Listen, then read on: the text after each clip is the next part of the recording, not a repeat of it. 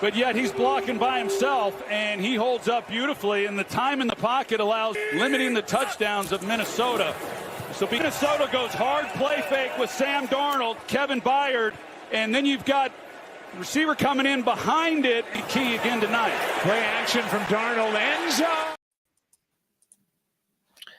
Well, that's just a little bit of what we've seen from the Bears defense in the last couple weeks. And, I wanted to title this show, "This Bears Defense Failed the Team," because Courtney Cronin came out with a really interesting statistic line on Twitter. And it goes something like this. Since week 7, the Bears defense is 32nd in total QBR allowed, 32nd in yards after the catch allowed, 32nd in yards per completion allowed, 31st in quarterbacks time to throw from the pocket per pass, 31st in first downs allowed per pass attempts, 31st in yards per drive, 31st in drives that result in points, 30th in pass rush win rate. Guys, this is becoming a tongue twister, but you hear it. 30th, 32nd, 32nd, 31st, 31st, 30th. This is a bottom tier defense since the bye week.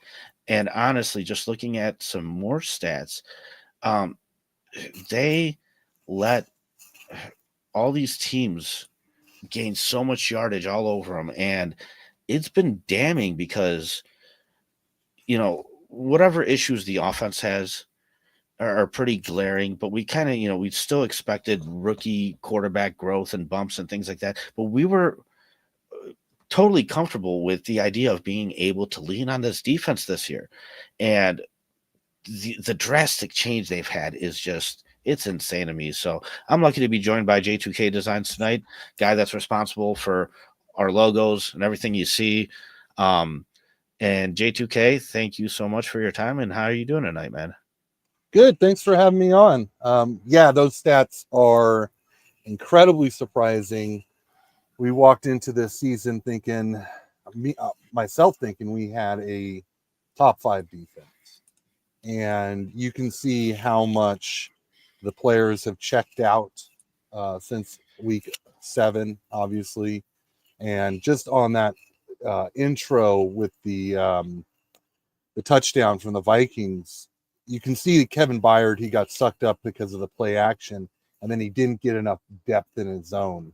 And it's just these attention to detail, the responsibility, all these things that are just kind of gone out the window for these guys. They're just not playing smart football. Yeah, and it's kind of damning because, I did a show with David during the offseason, and one of the things he mentioned, which is very true, he's like, defense is just inconsistent year to year. He's like, you can have a top defense that winds up being very middle of the pack next year, and you really didn't change a thing. Still the same personnel, still the same talent and things like that. And, I always used to say that, like, when it comes to Super Bowl wins or championship teams, the defensive teams, they spike, right? We've seen it with the Bears, where it's like you make the playoffs, you make the Super Bowl even, but then you don't make the playoffs for 4 years in a row or 5 years in a row. Whereas the offensive teams tend to just be more consistent when it comes to making the playoffs. But yeah, they spike like that because defense is kind of inconsistent year to year. And it's crazy to me just the amount of drop back. Like, this was a top 10 defense last year, right? And even to start the year against the Titans, this defense was what won us a game. It's just crazy to me to see how much that's changed and how bad it is. And what's even more damning, J2K, is, there's been a lot of draft capital put into this defense. Right. Yeah, there has been. And we did not get the results this year. I mean, this just goes back to player buy-in with the coaches, and it's a frustrating time because, Montez Sweat hasn't been the same as he was last year. He's clearly was playing injured earlier in the season. He looks like he's getting a little bit healthier, but at the same time, we got Dexter who's out. He's had a knee issue. Pickens was struggling to get back on the field because he had a groin injury and then played one quarter and then re-injured the groin injury again. And, Billings being out for the season. I think, what was it, a pec injury? Yeah. It's just been wild. And then you talk about Stevenson's decline. I really had high hopes for Stevenson going into this year, and clearly his attitude is affecting how he practices because he's not playing smart. It affects how he's playing on Sundays because, again, he's not playing smart, but he's, getting penalties. He's out of position. He's just doing dumb stuff. And to see just the overall regression. And it's interesting because I was pointing this out on Tuesday on BCP, the All 22. Kyler Gordon seems like he's immune to all of this, which is incredible. He's still playing lights out, and I think it's just a testament how much good coaching affects player morale and desire, because Gordon is still playing at a high level, but Jalen Johnson's playing at a high level too. It's just the ball never goes his way because there's other, Stevenson's playing inconsistent and a little too wild that quarterbacks are just targeting other places. Our linebackers, Edwards is playing good. He's playing above his contract, but Edmonds he's playing scared. And you see how much tight ends are getting receptions and getting into the passing game for other teams versus us. And he's supposed to be a guy who's supposed to just lock down, another team's top tight end. Yeah, and so, it's interesting that you mentioned Kyler Gordon. One of the things is like next year is his contract year. So, there's a lot of motivation there from his point of view to put an effort, to put a lot of good film together so that he can make a case for getting paid next year and to continue that through next year. But you're right. The mentality part of it definitely hasn't gotten to him, but you can see how it's gotten to everybody else. Now, you mentioned the Andrew Billings pec injury. Mm-hmm. It's the PTSD flashback. As soon as you said that, it just, in my mind, I saw Matt Eberflus at the press conference going, yeah, he's going to be week to week. We're going to check that out. And it's like, dude, it's a pec. Season ending. What are you talking about? We'll check it out next week. It's just those things are gonna be burned in my brain forever now. But yeah, Andrew Billings was making a big difference in this defense, and huge loss. Yeah, huge loss. But you could tell, like you said, the morale, the attitude, the eye test says everything. And I didn't think that that Washington game was going to be that much of a trigger for this downside, but it really truly wound up being that. And yeah, I don't know, it seems like all respect went out the window. It was just nothing but downhill from that point, and it's really damning because I would like my football team to be led in a different way. I've always appreciated what the Patriots were doing. They sat Malcolm Butler for a Super Bowl. Like, if you do that, you're getting cut. You know what I mean? It's not even like you're getting benched for a game. Like, you're just probably going to be gone. And so it's just not, you're not going to do that. David mentioned something interesting with the 49ers situation where they had a player act out. And when they asked the rest of the team about it, the media did in the press conference afterwards, most of the players were like, well, this guy's gone tomorrow morning, so there's no point in talking about this. It's like, that's what a locker room, a strong locker room mentality is. Yeah, and actually what ended up happening is that Kyle Shanahan said he didn't want to outright cut him, and then he goes and signs with another team because in a way that's it rewards the player. The actions, he still gets paid, he goes to another team, maybe another playoff team or something like that.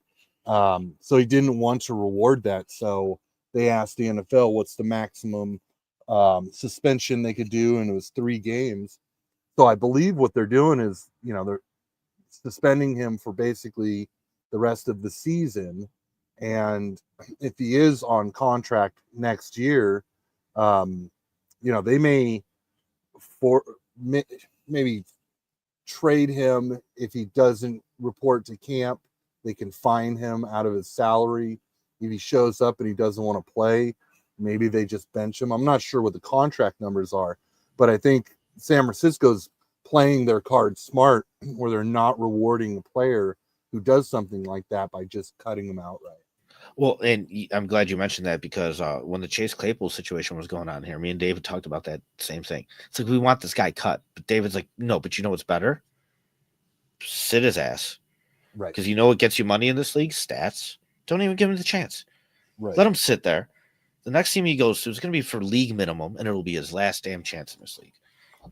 Hey, like there's a way of doing things where you could punish guys in multiple different ways, and at the end of the day, it's the paycheck, right? So like, yeah, this guy's not going to see much of the field moving forward because of the way he acted, and that's going to affect his money. However, that's what you get from teams that aren't desperate.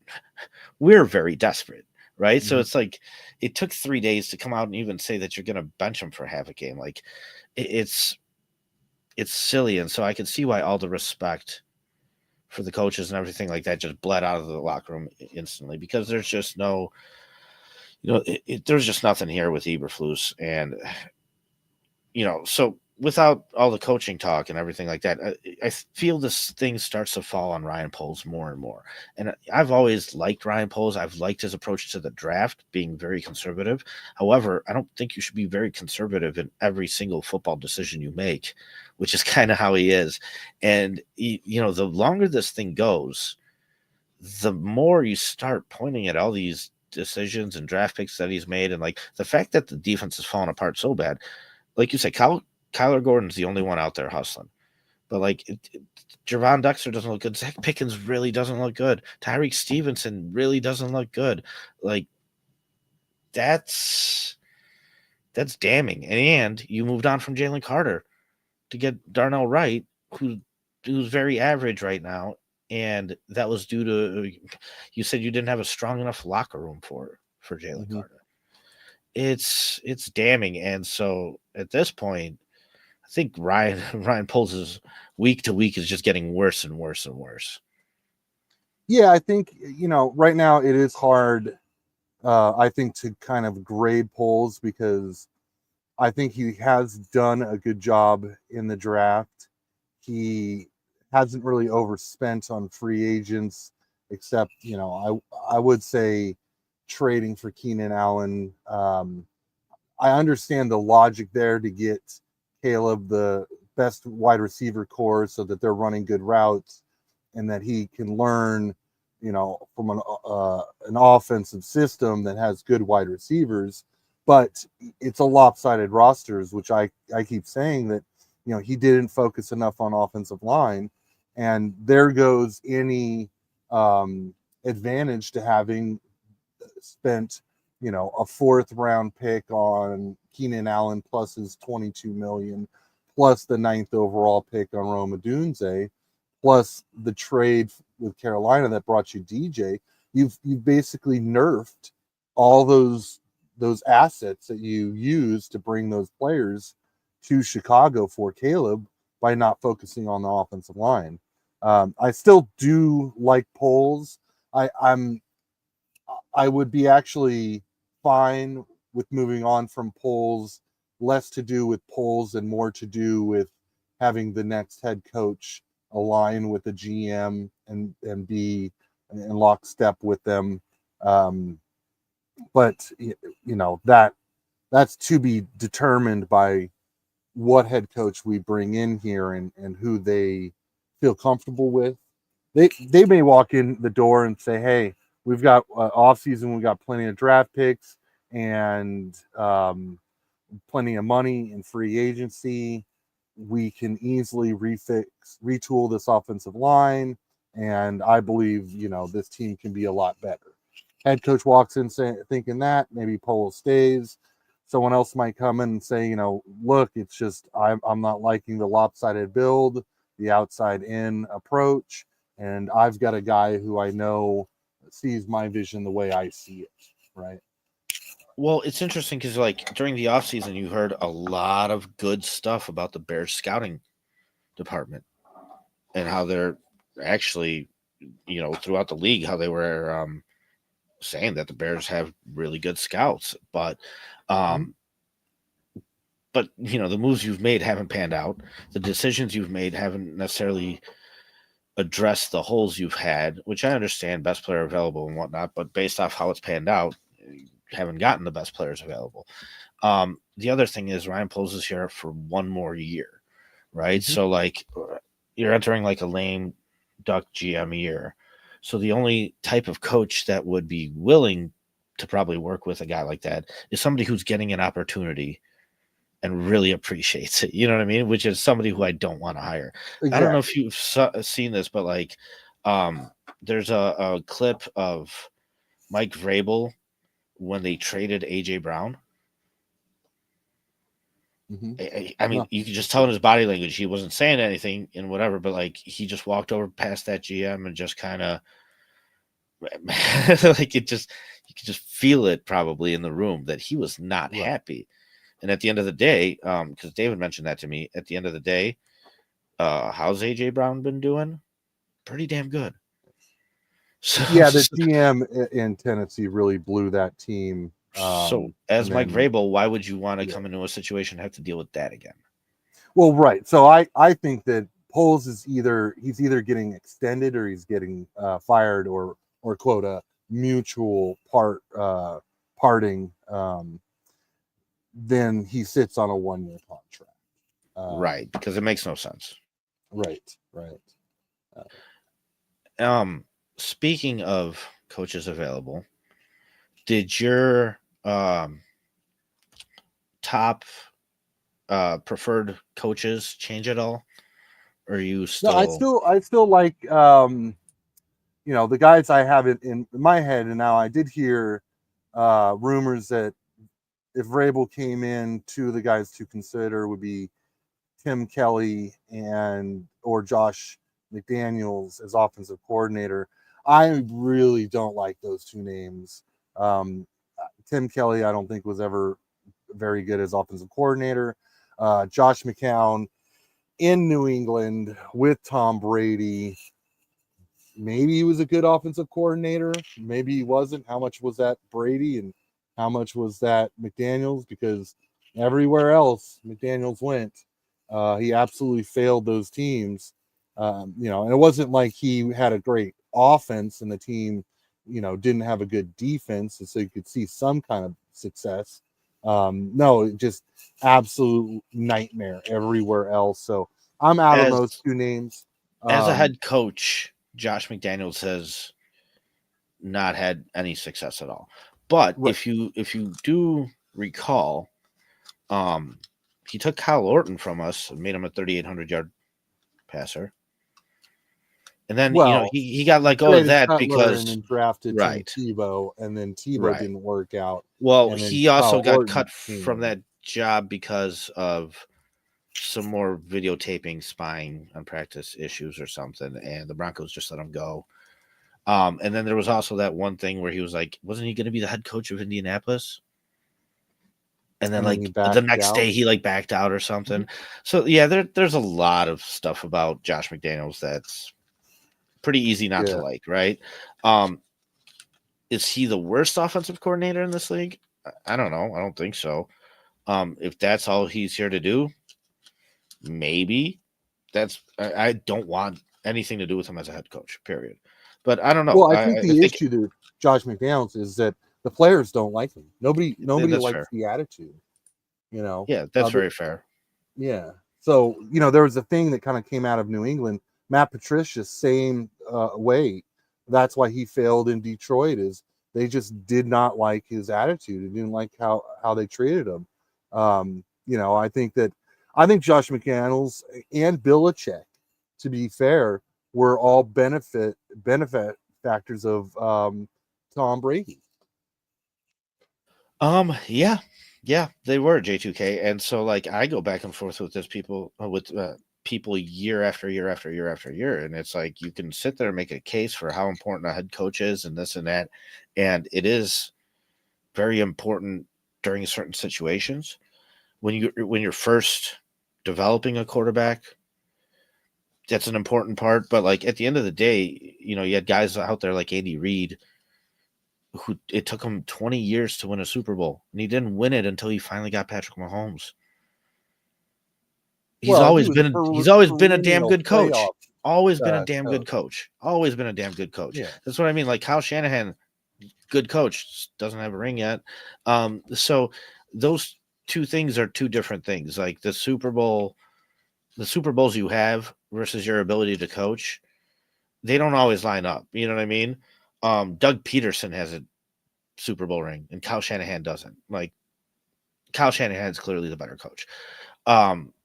With Bill, he was definitely a big beneficiary from Tom Brady. He did help get Tom Brady to that point, though. But I mean, he couldn't have had a better quarterback at that position when it even came to off the field stuff. That's why they just meet together. Tom Brady understood why he needed to take less money. You know what I mean? And it was just so they were just so on the same page. And that's when you get long-term sustained success. But man, that's the impact a quarterback can truly make.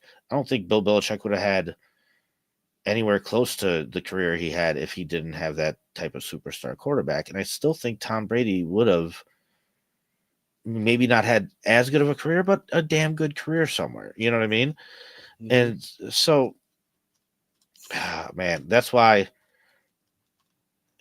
part of it, you know, you look at Caleb, and that's why I was saying, like, I don't even want this kid hurt. And I don't know, we're asking him to do so much. That's why just Mike Vrabel makes the most sense to me based off who's out there. But I get it. The coordinators, the names that you've heard out there aren't necessarily the best. But well, actually, I've got a good coordinator that fits with Vrabel. You know, he's a Ohio State guy, right?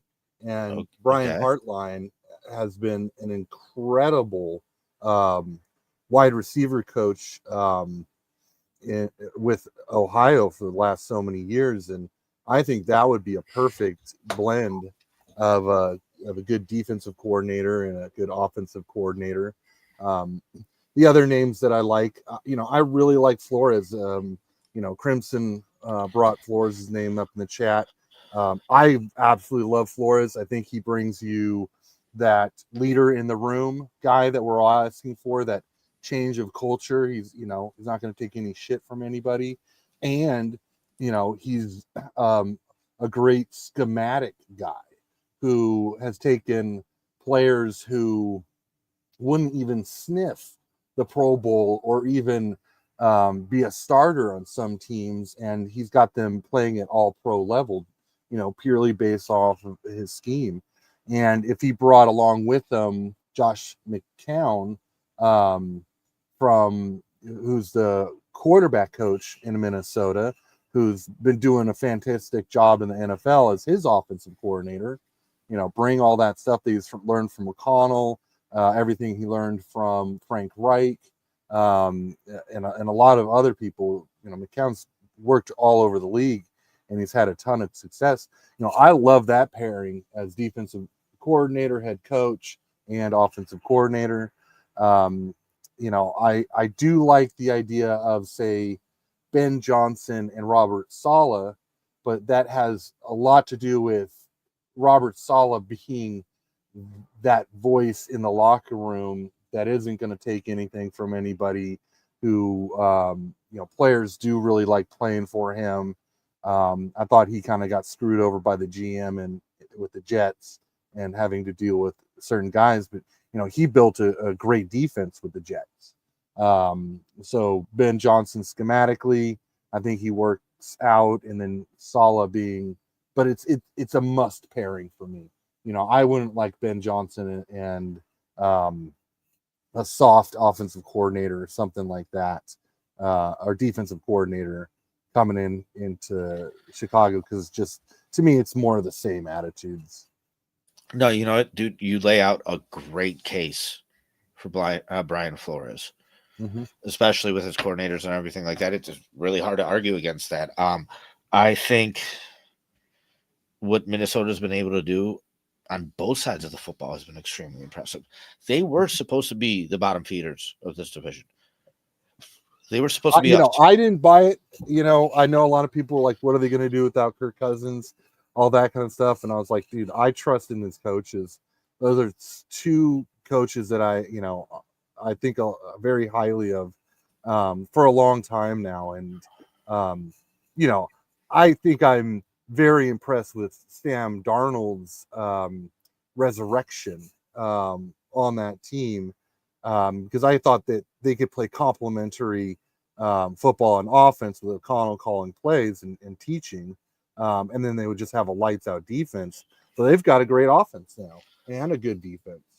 It's interesting to me because I'll admit when I'm wrong. And I was definitely wrong with the Vikings in multiple different ways. One of the things I was very wrong about was underestimating Justin Jefferson, right? Mm-hmm. Because I fit him into my mold of just typical thinking of how to deal with wide receivers. And it's just like, great, you have a wide receiver you're paying top money, and the rookie quarterback you just drafted got hurt, and the other quarterback you shipped off. Like, what's this wide receiver going to do for you? Because a lot of the times when wide receivers are put in those situations, they're still not as good as Justin Jefferson is. You know what I mean? You see regressions and things like that, and it's tough for a wide receiver to carry a team. Man, I might be able to throw 1,500 yards to Justin Jefferson. Yeah, because he's opens. that damn good. So Yeah. when you're Sam Darnold and you've been bouncing around in this league, and now you come into a situation where at least that part of it is like set and working, and all you have to do is just, figure out some other things. That's a really good position for a guy who's had experience in this league and still has talent to come into. And I think that's what we're seeing. We're just seeing it shine. And hats off to their coaches. And that was part of my, error, because for the Bears to be 9-8, I knew that a couple other teams in this division had to fail. And for me, like, Minnesota failing was a big factor in that. So when they were like 5-0, I was like, oh man, my prediction was done. Time to eat some crap. Because I needed them to be like 1-4 at this point. And so it's damning that they've stayed this consistent though too. And yeah, credit to their coaches. And it's funny, Kevin O'Connell was hired 20 days after Matt Eberflus. Right. And it was the risky hire for them. They lost out on Poles was also in the running for that GM job, and they took a different GM. I forget his name at the moment, but he's done a great job. And I wanted to shout out hard Dennis, to produce. Dennis Moody's point with Flores is that he brings in this blitz package scheme, and we've got the corners who can play press man corner against a lot of wide receivers in the NFL. So I still think it's a fantastic fit. I know we'd be shifting to a 3-4, but I'd also point out that I think I've talked about this a couple times, but I think our defensive line could easily shift to a 3-4. Dexter can play 5-tech. Billings can play nose. I know we've got Pickens, but I think Pickens can also play 5-tech. Austin Booker was built for a 3-4. Montez Sweat played in a 3-4. I think Walker is in his final year next year. He can play 5-tech as well. I think you may still want to add another big nose tackle in the draft or in free agency, just so that on rundowns you can move Billings to a 5-tech. And then you've also got in that defensive scheme, you got the 4-eye, so that's another interior guy that you can move Dexter to 4-eye, and same with Billings. Secondary doesn't really change too much. We would need more of a center field free safety, because we'll probably play a lot more cover 3, single high safety. So you're looking at that kind of Eddie Jackson role when Fangio is here. And I'm not sure Byard can do that. I think he's got one more year with us. Brisker, I think, could, but I think you're kind of playing him to the lesser of his strengths. And then there's also the question of how serious is this concussion issue. So I think you would have to target a roaming free safety, and Byard and Brisker would basically split time at a strong safety position, which I'm sure one of the two wouldn't be too happy about, but I think it's very doable. I think Edwards could absolutely play linebacker in 3-4.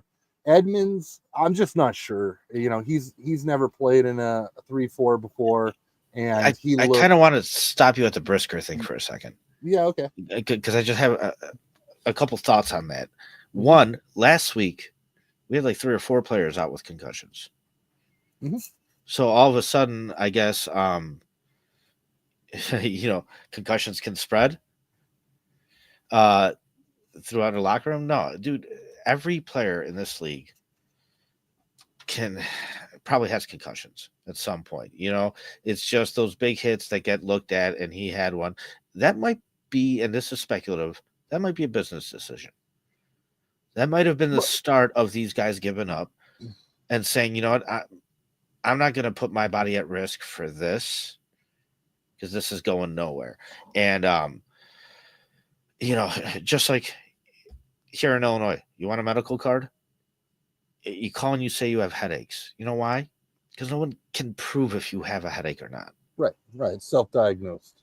Correct. And so that's the other thing. It's like you can keep that going. And I've never seen a player out for that many weeks with a concussion. Never. Well, I think with Brisker, there is some smoke there where he was very critical of the coaching, and when he did sustain that concussion, and I do believe he did sustain the concussion. Now, the length of the concussion, I do question, especially when right after Matt Eberflus was fired, Brisker tweets out back on the grass. All of a sudden he's right? good. Yeah. Yeah. And he's technically still had 2 weeks on, the pup list or, inactive list before he could come back and actually physically practice and play in a game. But yes, I do think that there could be something there. I found it very interesting that Braxton Jones went, almost a full week of practice, and then 24 hours before pulled a Nate Davis. Yeah, he has concussion symptoms, and then now he's practicing full this week. So maybe he got a scare. Maybe NFL doctors are talking to their players saying any symptom at all is career threatening. So if you even feel like you're getting a migraine, or lights are too bright or something, like, come and talk to us. We'll check it out, all that kind of stuff. And they may just be erring on the side of the health. Yes. Given this team is out of the playoffs, they might be saying, hey, just, we're not going anywhere, Braxton. Take the game off. Let's reevaluate you the next day and the day after and see where this goes. But right now we're going to err on health and not. I mean, not only out of the playoffs, J2K, goes back to last year when the defensive coordinator resigned in week 2, right? And you had the head coach take over, and you sat there as a defense. These players made turnover after turnover after turnover while losing games. Head coach would take credit for his play calling. And then you go into this year, and dude, it's just more of the same. It's more than just being out of the playoffs. The whole thing's a shit show. You've already fired your head coach. Like, there's absolutely nothing to play for. It's been embarrassing. You went out there and got embarrassed mid-season on that Hail Mary play, and it's just, you've been torched week after week after week after week. It's definitely business decisions because there's way too much talent on this defense for it to go from top 10 to 32nd. Right. So as much as I hate the quitting these guys, because it's not what I'm about, like, I do get it. I understand it. I also think that it can be fixed pretty quickly. So you do get a new head coach in here. You do get a new philosophy. You do pump some life back into this thing. All of a sudden, you still have a talented defense, right? And, why would you stay 4-3? Yeah, switching to 3-4.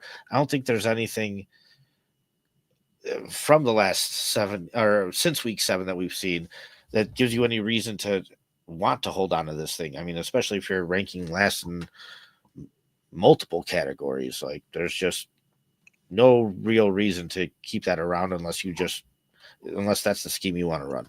And, the difference that I've always seen with 4-3 and 3-4 is 4-3 definitely relies on the talent more. You're rushing 4 every time. I mean, if you blitz, you might rush the 5th one, but like you expect those 4 guys to get their job done. So like you need a talented defensive line. Whereas 3-4, you never really know where the pressure's coming from because they still always typically rush 4-5 guys. And but that 4th guy, is he coming from the middle? Is he coming from the side? Like you don't know. So it takes a little bit more with the play calling part and getting creative and whatnot. But a lot of these defenses play out of nickel most of the games anyway and things like that. But what the Vikings have been able to do with Brian Flores, like they have a player that's played all over the field, multiple positions. And so, there's definitely a great scheme there. And it could work. I don't know. I just still, for some reason, I don't feel the best about Brian Flores. I still feel the best about Mike Vrabel because, if there's any guy that I feel can come into this division and make his own footprint, like the Vikings know exactly what Brian Flores is. He's there right now. So like they can, I don't know. Something about that just kind of irks me. I just feel like I'd be happy here with Mike Vrabel. Well, I'm kind of split on Vrabel. I think he's a good head coach. He reminds me of kind of a young John Fox, to be honest. Someone who I think he's good. He's going to be good in the locker room. I think that he, if the GM is married to him and they're actually working together, instead of an opposition, which I think was the issue in Tennessee, I think he would be a good choice. But I don't think he is schematically as modern and an intelligent as Flores. So that's why I really like Flores. Now, to be fair to Vrabel in that same discussion with Flores, is that I still think Flores coming back as a head coach, there's still questions on, did he learn from his time with Tua? He did apologize. He did come out and apologize about it. The Vikings players absolutely, they say they absolutely love Flores, so there isn't these issues in the background with them. So I believe he's learned his lesson. But it starts to become, okay, well, what happens if Caleb starts pulling the, I'm the $1 million investment and, I've got preferences and, how does Flores react to that versus Vrabel? Who's the better, leader to coach him up? I might lean a little bit towards Vrabel on that being a little more level-headed. But I just can't deny how schematically intelligent Flores is with his defense. Yeah, and that's the thing, though, is like, so is he going to be calling the defense? Yeah. Okay, I know. I always find this interesting because look at what's going on with the Lions right now. Do you know what Ben Johnson's degrees are? Degrees? Yeah, his college degrees. Wasn't he a analytic guy? Mathematics and computer science.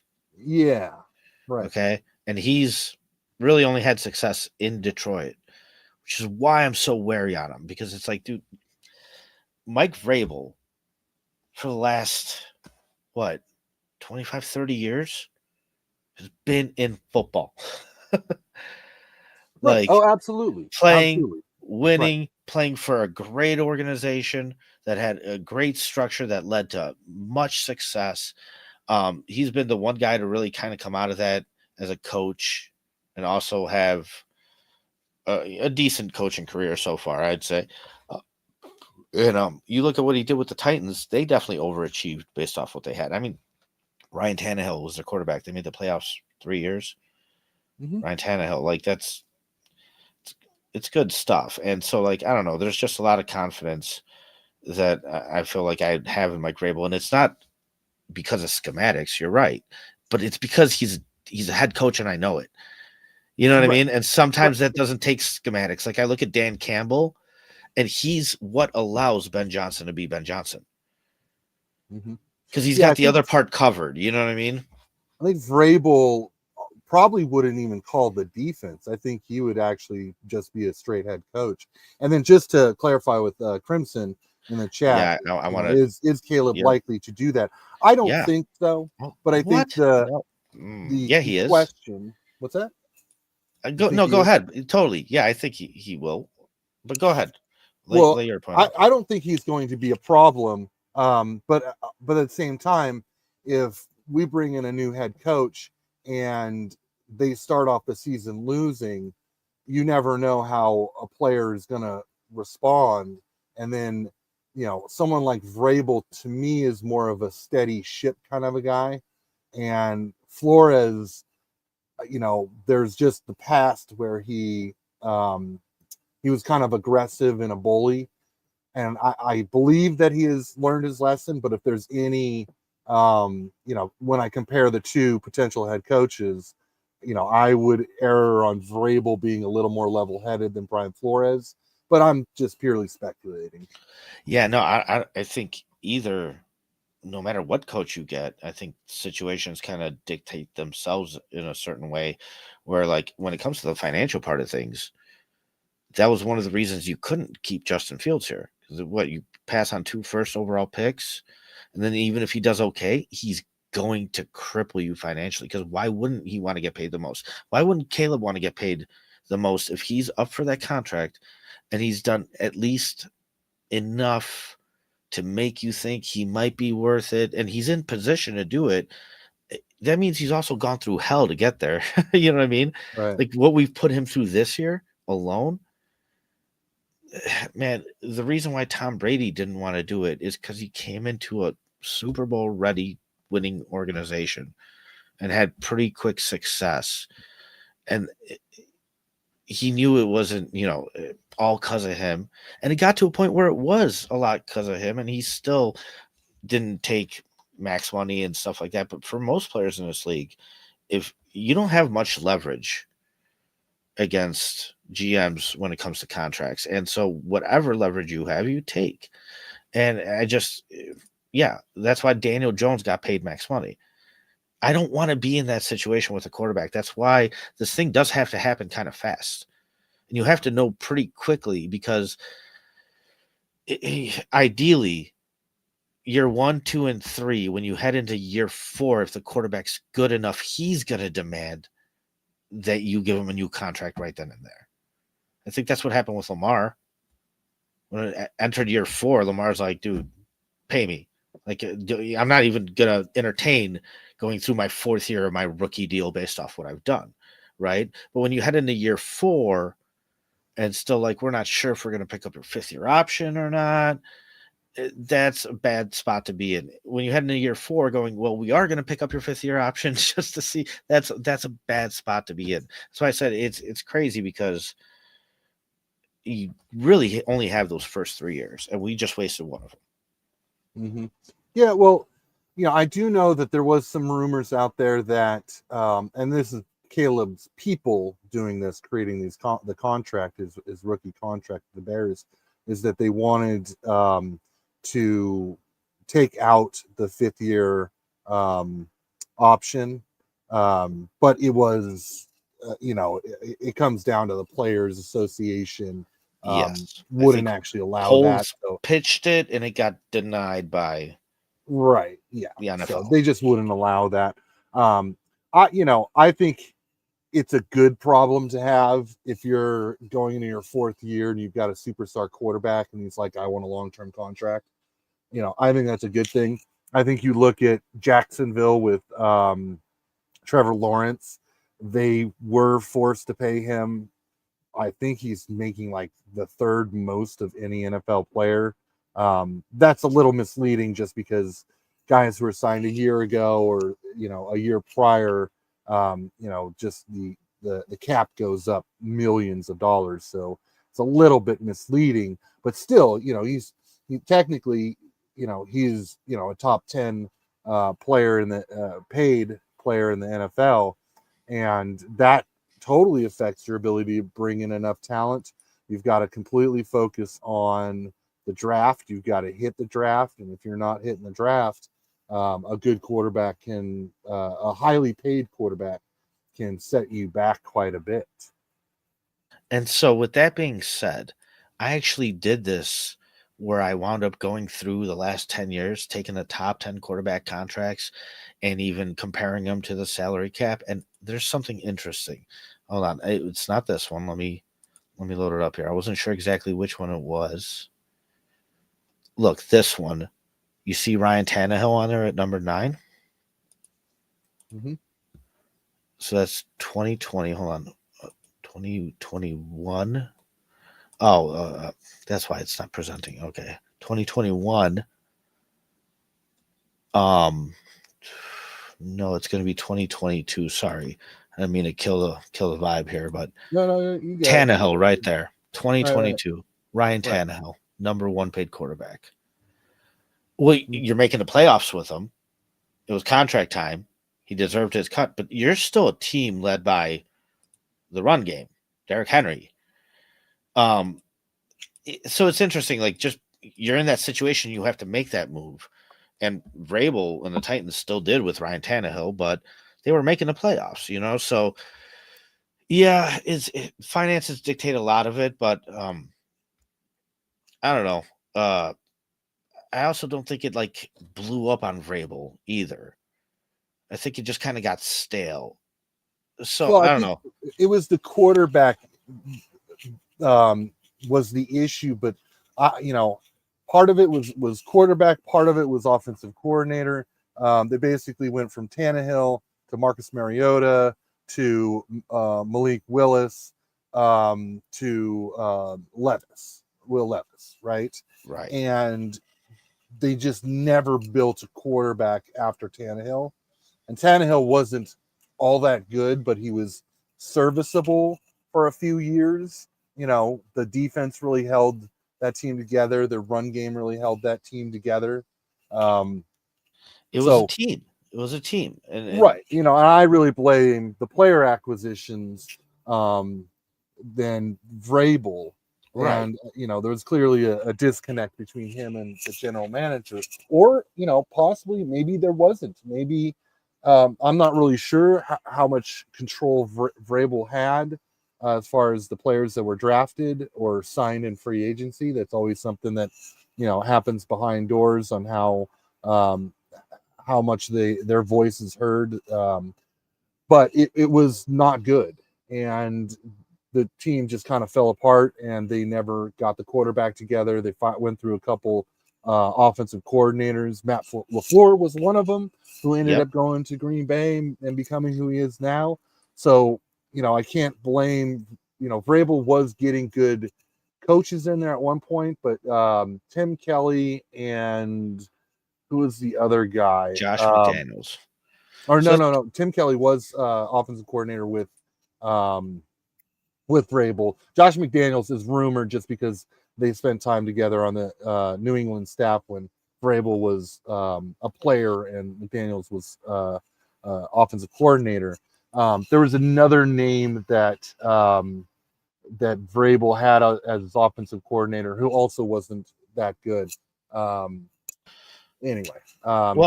they just never figured out that offense and the QB. And that's what became the nail in the coffin for Vrabel. Yeah, and I get that, but here we have a number 1 overall pick QB. We have a guy that idolizes Tom Brady. So I get that we don't like Josh McDaniels and his history as a coach and everything like that, but for the guy who wants to be like Tom Brady, bring in an offensive coordinator that called plays for Tom Brady. There's some things that make sense about all that. You know what I mean? And I don't know. Romeo Crennel was the offensive coordinator, if I remember correctly. For Tom Brady when called plays when Brady was coming up. and then Oh, when he was eventually, coming up. Okay, yes. yeah, I think he went somewhere else, and I mean, I might have it flipped, to be honest. It was Charlie Weiss and Romeo Crennel were the two coordinators. No, I think you're right. Cornell was first and then Weiss. Or no, Yeah. maybe you're. Or, I mean, Weiss, Damn it. I Now think I'm Weiss second was the thinking. defensive coordinator. One was offensive, one was defense. I'm just having a brain fart on which one was which. But, you know, Josh McDaniels came in later when Tom Brady was already, you know, a very good quarterback, a Pro Bowl quarterback. And granted, they kept, you know, offensive system stayed good. It didn't go downhill, and it was Super Bowl quality, all that kind of stuff.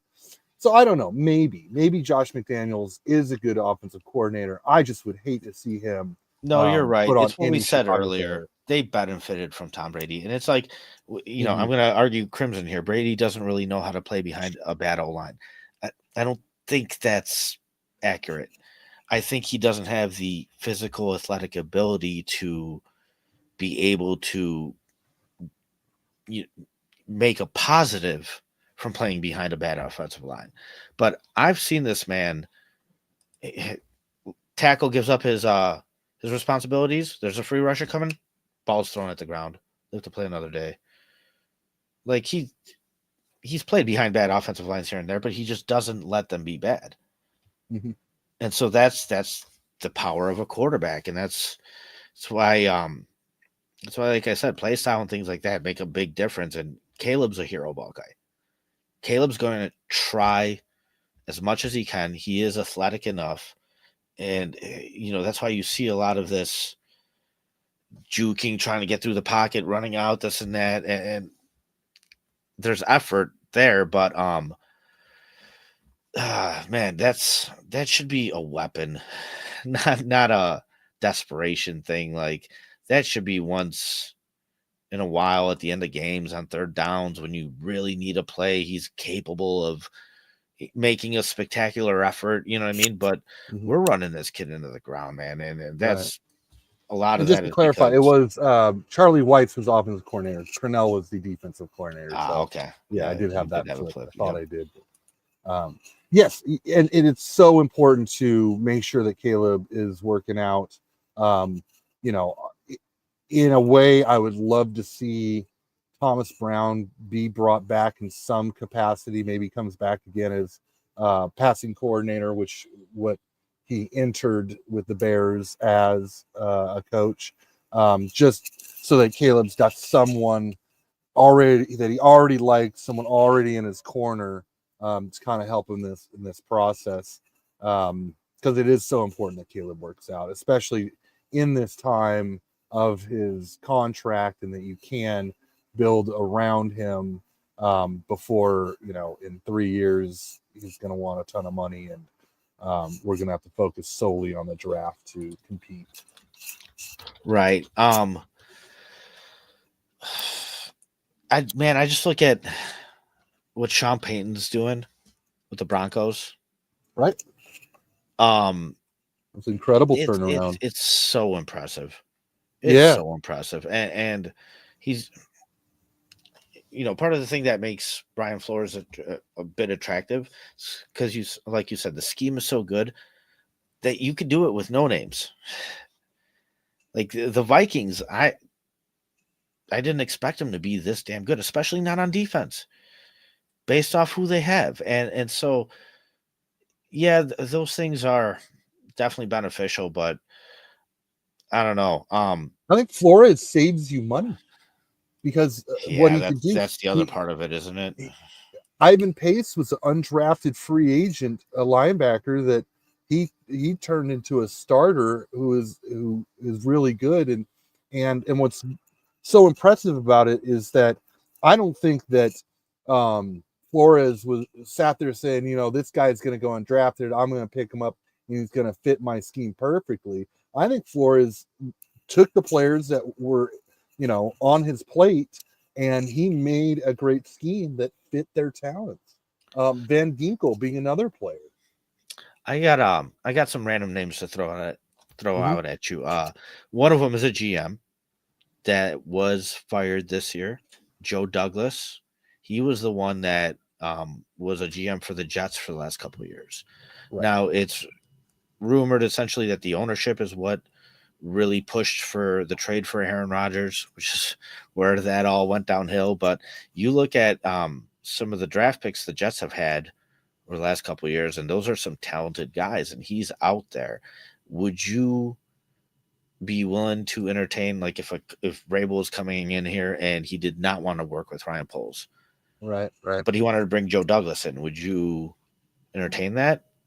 It's one of those things where I'd have to trust Vrabel's decision. There's more behind closed doors we don't know about that may sway my overall decision, right? That's fair. I do think, though, if you made a list and let's just say we moved on from Ryan Poles and Ian Cunningham was, put his hand up like, I want to be a GM in the league. I still think that Ryan Poles and Ian Cunningham are in, top 5, top 10 guys who I would like to have as a GM, right? So I don't think Poles is all that bad. The issue is you had such a yes man as a head coach where, like, and I said this, they wanted to trade up for Rome. But if you, as a head coach, have accurately evaluated this team, you would be screaming at them going, no, man, we need line help. That's where my guys are bad at. And so there's got to be some back and forth there. And just Ryan Poles hasn't had to deal with that yet. It's all been a lot of yes men. But however, Ian Cunningham was the guy that told him, don't trade up. Wait for it. I think people make a big deal about that. I think that was a little more like Poles was like, hey, should we do it? Like, I know we're all live. This is kind of that time. It's like, no, easy. I think they went into the plan. From rumors that I heard, it was Rome Odunze or Brock Bowers. And they knew that either one of those guys would be there, and Odunze was their top selection. So they weren't really going to trade up, and I think Poles was just kind of playing the camera. I do like what Crimson brings up, Ray Agnew as potential GM. He's assistant GM with the Detroit Lions. Their general manager has done a fantastic job. So I think that's a very good name to put out there. And if Ben Johnson is interested in being the head coach, but says, I want to bring in Ray Agnew as my GM, that's a very interesting situation where, assuming Ben Johnson has a defensive coordinator that can control a room. That would be the key. Yeah. That's a huge key. That's actually a great pairing. It really is. Yeah. I don't like the idea. You just made the best case possible for Ben Johnson. It's the only time I've been like, okay, I'd entertain that, because other than that, I'm really against it. But I just don't like the logo on him right now, and I can't go like, let's just turn Chicago into Detroit, or turn Chicago into Detroit. I don't like that. I just don't like. I don't want Ben Johnson because I don't want this. The Bears play the Lions. Ben Johnson's old team, and come on. I don't want that personally, but yeah, whatever. It's snowing here in Chicago, and my internet just went out for a quick second, but I don't know if I glitched. Okay, for sure. It's crazy how many different ways this thing can go, and like I said, it's crazy also that it got so bad, but it almost needed to, for the right amount of change that's necessary to be made to actually happen. So and I also wonder, to your point about the yes men and all this stuff, I do wonder if Ryan Poles and Eberflus sat down and said, okay, Eberflus, how would you like me to build out this team? Because going corner and then safety with the first 2 picks of their draft, going after the double linebackers after Roquan was traded, in the offseason. I smell a lot of Flus's hands in the player acquisition side of things. And so I start to wonder, and someone else pointed this out to me, that they're very convinced that it was very much Flus's roster build plan, and Ryan Poles really built a coaching staff, a good scouting staff, not coaching staff, very good scouting department, and his own ability to scout players and stuff like that. He was just filling the recipe list for Flus. Yeah, I guess maybe, but Notice that's how Flus and Poles were next to each other, like once the season was over, all the different things. It was Flus and Poles. Prior to that, during season, it was Poles and Cunningham were going to games together and all this kind of stuff, college games and scouting. So I think Flus had a large part in this roster build. And I'm not sure what the percentage is, whether it was a 60-40 or a 80-20 or whatever it was. But I would hope that this next head coach can come in and say, build the trenches. That's all we need. Just build the trenches. Everything else will work itself out. Yeah, and I don't know, man. It's so important, and it's just Ryan Poles really messed this up royally. It's crazy. I don't know if I've ever seen a situation where a GM has shortened his leash this much, this quick. A big part of it is the unorthodox approach to the build. And even though it's hopeful, it's a results-based business, and the results are the results. This is a bottom defense right now. You've invested a lot into the defense. And I don't know, the funny thing about what you were saying is with Eberflus's influence on some of these draft picks, it's just he is such like a nice guy coach, the yes man coach, where that is exactly the opposite of what I want from my defensive coordinator. Man, you had guys in this league, Bountygate. Greg Roman was really paying guys to go out there and hurt other players. I mean, there's some mean fucking people on the defensive end of the football, man. There's some dogs. There really are. And I truly believe you need those guys. And it's funny because we passed on Jalen Carter because our locker room wasn't strong enough. And at the time when that happened, I kind of took that as a hit on Fields.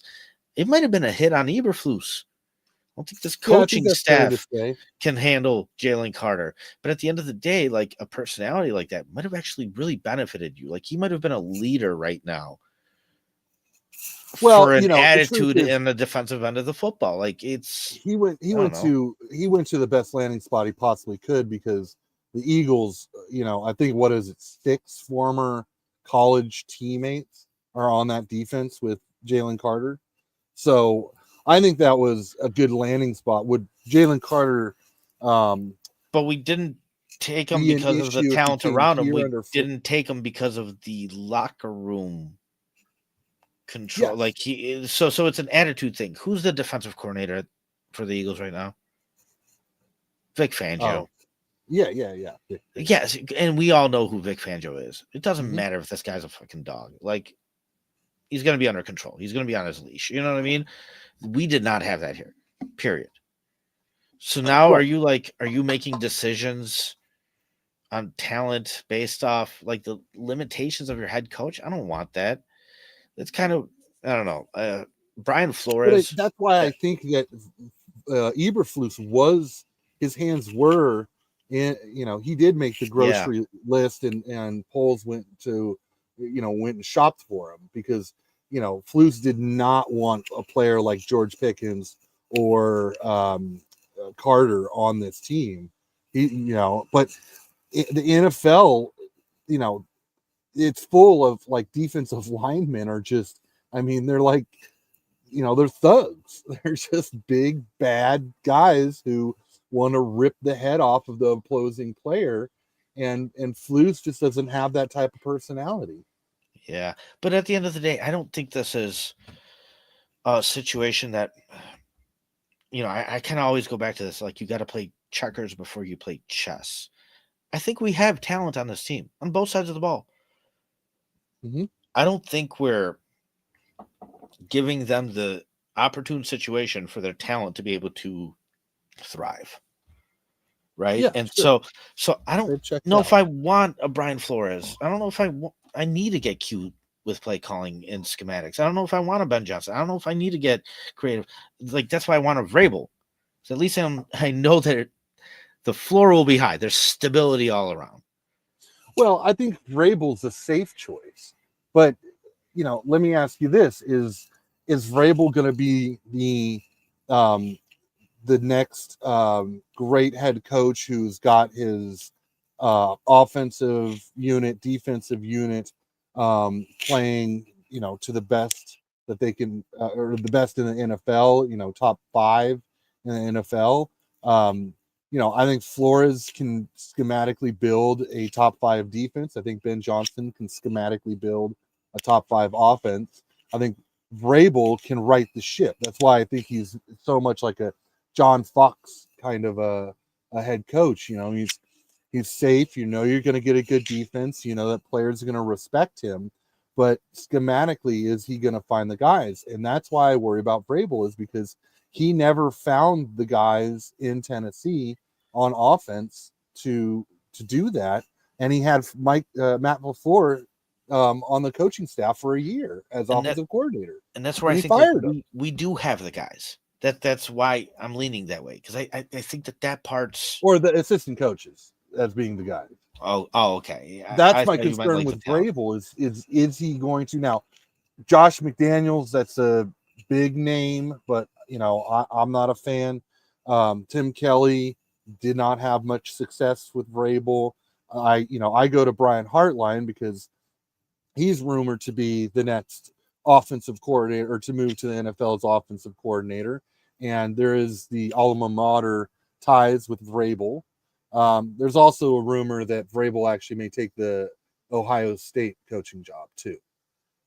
You're right. Interesting. Okay. I know we're going on over an hour here. I'm still willing to talk more if you are. Yeah. I don't know. Yeah, okay. Sounds good. But let's just take a quick little break. I want to play this little video, and then we'll get right back to it. Up and return at 17 yards. Well, you got Amageji out there. Something happened. Jumping around. Going back. Here's the hit at the end of that play. Jihad Ward had pressure. Here's our forced tackle, and I just saw the head snap right there is what I saw when it happened in real time.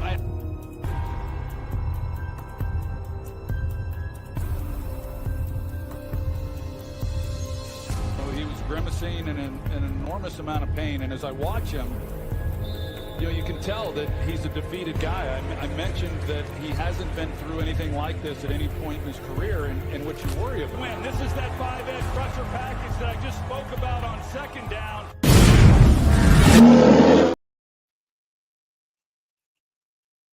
So I wanted to play that because at the end of the day, I want a guy that can just avoid that. Well, sure. And that, to me, that's offensive line. I know that Caleb is a part of the sacks as well, but it's clearly the largest percentage is on the offensive line being the issue. And I think the offensive line can be solved this offseason with the amount of money we had. I'm seeing numbers out there that, we're at around, 90 million in cap space. And if we were to cut Ryan Bates and Everett, the tight end, that would account for another 10 million right there. So that's 100 million to walk into the offseason. Plus we've got a first, 2 seconds. If Ian Cunningham were to get a GM job, I believe we get 2 third-round draft picks for that.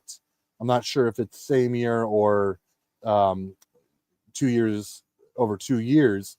But there we've got the assets where we can rebuild the offensive line.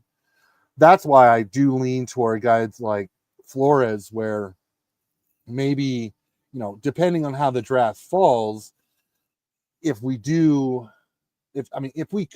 fix the O-line in free agency as the target, because I think you can get guards and center in free agency that aren't going to cost too much, but can dramatically improve the offensive line.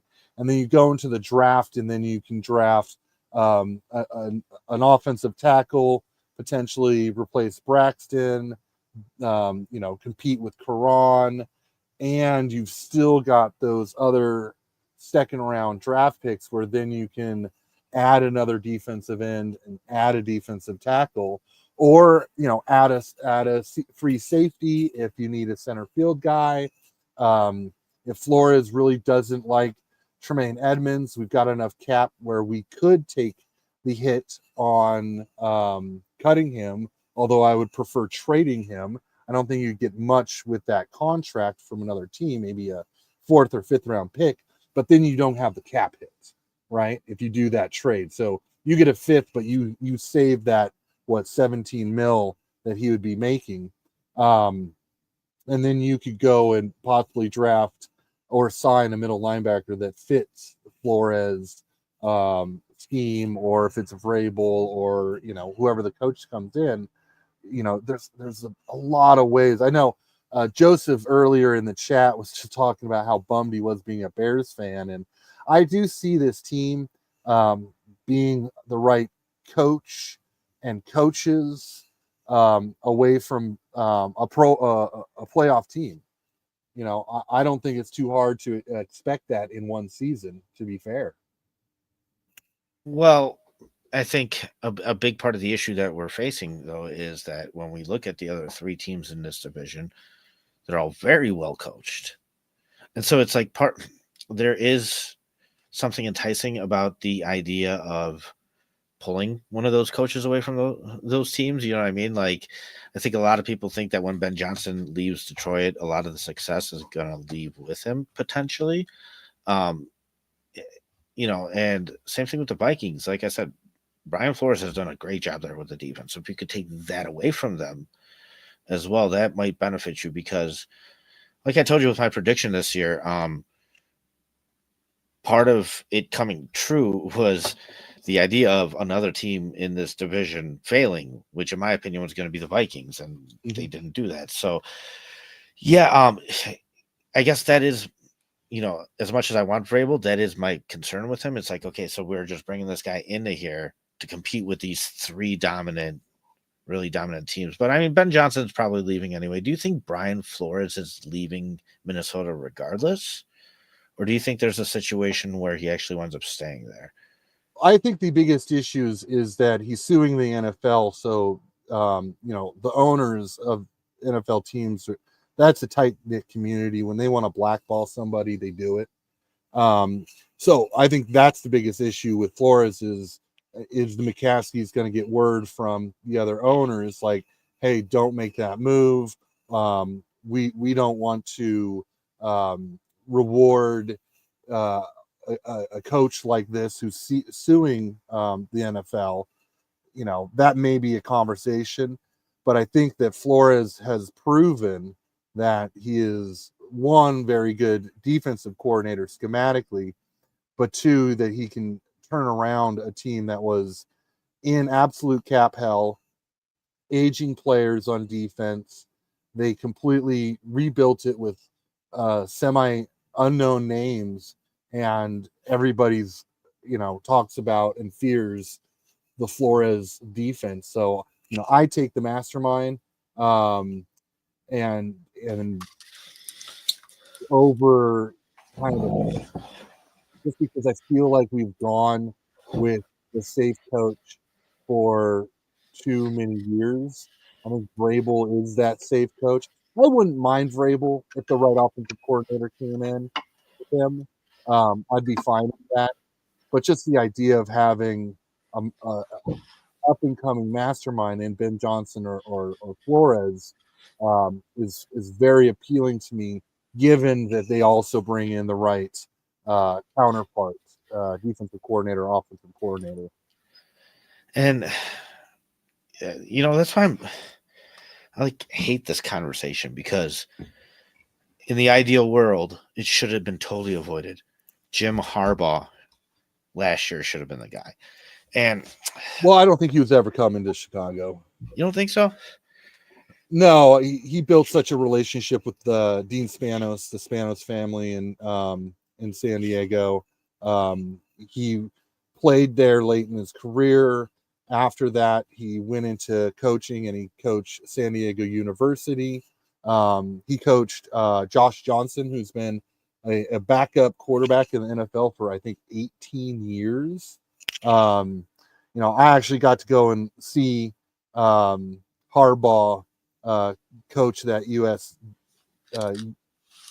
SDU team when he was here in San Diego. And then from there he goes to Stanford, right? And then has a bunch of success in Stanford. That then he gets hired with the 49ers. The rumor is that he and the ownership had a falling out. That's why he was fired. And then he goes to Michigan and then wins the national championship. And, the Chargers head coaching job opened up right in time for him to move on. And I know he's a West Coast guy, and I know his relationship with the Spanos were so good. Now there's an argument that, is Ryan Poles' job to pull Harbaugh away. And there was a statement, I don't know when it was made, that Harbaugh said, coaching the Bears would be a dream job. But I believe that was while earlier at Michigan, he said something like that. But right around the time when the Chargers fired their head coach, he said something about he would love to go back to the West Coast and coach for the Chargers and the Spanos family. Mike Greenberg from ESPN said he was at a funeral where Jim Harbaugh was attending that funeral, and he said they stepped aside and they were just talking a little bit, and Greeny said he listed off his top 5 quarterbacks in the league, and then he continued to talk, and Jim stopped him. He's like, no, wait, don't forget about Herbert. I was like, don't forget about Justin Herbert. And he said the amount of praise he had for Justin Herbert that day, he's like, he really, really, really liked Justin Herbert. And so, I think maybe you're right. Maybe that was never a realistic possibility. I think it was a really tough sell for Poles to try to pry Harbaugh away from while you have a coach on just ending the second year of his tenure. Increasing. So I don't blame wins. I know people. We should have had Harbaugh. I just don't think he was ever, a serious option. Unfortunately. No, that's fair. And as much as I wanted it to happen, as much as I thought it, would have been the best thing for us, I understand if it's not a realistic possibility, then it's just not going to happen. And so, that's why I've always entertained the idea of the position of where we were in last offseason, and it's, I'm cutthroat. I want to be a step ahead, but I'm also a guy sitting on my couch watching the football games, right? So the coach increased his win total from year 1 to year 2. They finished strong in the second year. I understood all the reasons why you are going to keep Flus. I knew it wasn't going to work out though, and unfortunately we wound up kind of going through a lame duck year with him, but it's the crazy. guy that I actually thought was a good option for us. He went to Seattle to become the head coach, Mike McDonald. And there's McDonald, and there's a couple of other ones too. But you typically don't fire coaches though as they're improving, right? So the last 2 years he's shown improvement and wins and everything. So you really have to make a hard case to fire that guy. Usually it takes, a decrease in wins or a falling out or something. Like you have to go through this, unfortunately. Well, and I thought that the theory with Poles was that, okay, the defense played well and Flus took over that play calling. And, we did look like, and I think statistically last 8 games, we were a top 10 defense. So he's like, okay, I want to keep that the same. Obviously we're, firing a bunch of the offensive side of the staff. And now, okay, Flus, you got to go out and get the right guy for the job. And, I think that Shane Waldron was a fair pickup. I think that the issue, though, that I have is, I didn't watch a ton of Shane Waldron in press conferences and how he talked and what type of a leader he would be. I always thought he was very analytic, more of a scheme guy, not like a leader of men kind of a guy. So I thought that, okay, if the defense is at least going to be top 10 with Flus, if Waldron can come in and still maintain he's a professional play caller. He's been doing this in Seattle. He did have success with Geno Smith. Well, that at least should give us some, a top 20 to 15 offense, and that's assuming, Caleb's a rookie, he's going to struggle, but that top 10 off defense is going to make sure that, we're not in bad field position, all this kind of stuff. So it's like, okay, Shane Waldron seems like a safe pick, right? Flus was a safe pick. And now I'm starting to look back at it with hindsight, and I see, Ryan Pace was making the safe pick and picking Darnold right over Jalen Carter. Ryan Poles, he's the Pace of Ryan Poles. Sorry, taking Brisker over George Pickens. Those are kind of safe picks, and I want us to stop being safe. I want us to go after a head coach who is going to inspire and lead the team. I want to go after high quality talent, and I don't want it's one thing if you've got someone who's committed assault or done some horrific things. I don't want those type of players, right? I don't want dirty, bad human beings. But in both George Pickens and Jalen Carter's situations, respectfully, individually, I didn't think that what they did prior to coming to the NFL was so egregious that they wouldn't be considered to fit in the locker room. And I kind of differ there a little bit. Mm-hmm. And I don't want those people as like friends in my life. But as far as like my defensive line goes, I don't care. I really don't. I'm such like a football and football production only guy. Like I look at Antonio Brown. We all know what Antonio Brown is. We all know who Antonio Brown is. But when he was leading the league for 3 years straight as a receiver and taking punt returns and taking kick returns, and I'll take that. I don't care how crazy he is. Like, well, I think he had a very bad concussion, and I think that from Vontaze Burfict, who I'd also take on my team. I don't care. Like, I really don't care that you want to go out there and murder Antonio Brown. And dude, well, that's why I think Brown. That's why you look back on his career and you're like, oh, well, all these years it was successful. I don't think he was the head case he became because of that really bad concussion. I think that's what happens to players is they end up kind of losing their minds because, to be fair, their brains are scrambled. And then at the end of the day, the Patriots would still give them a chance. Even once their brains are scrambled. Right.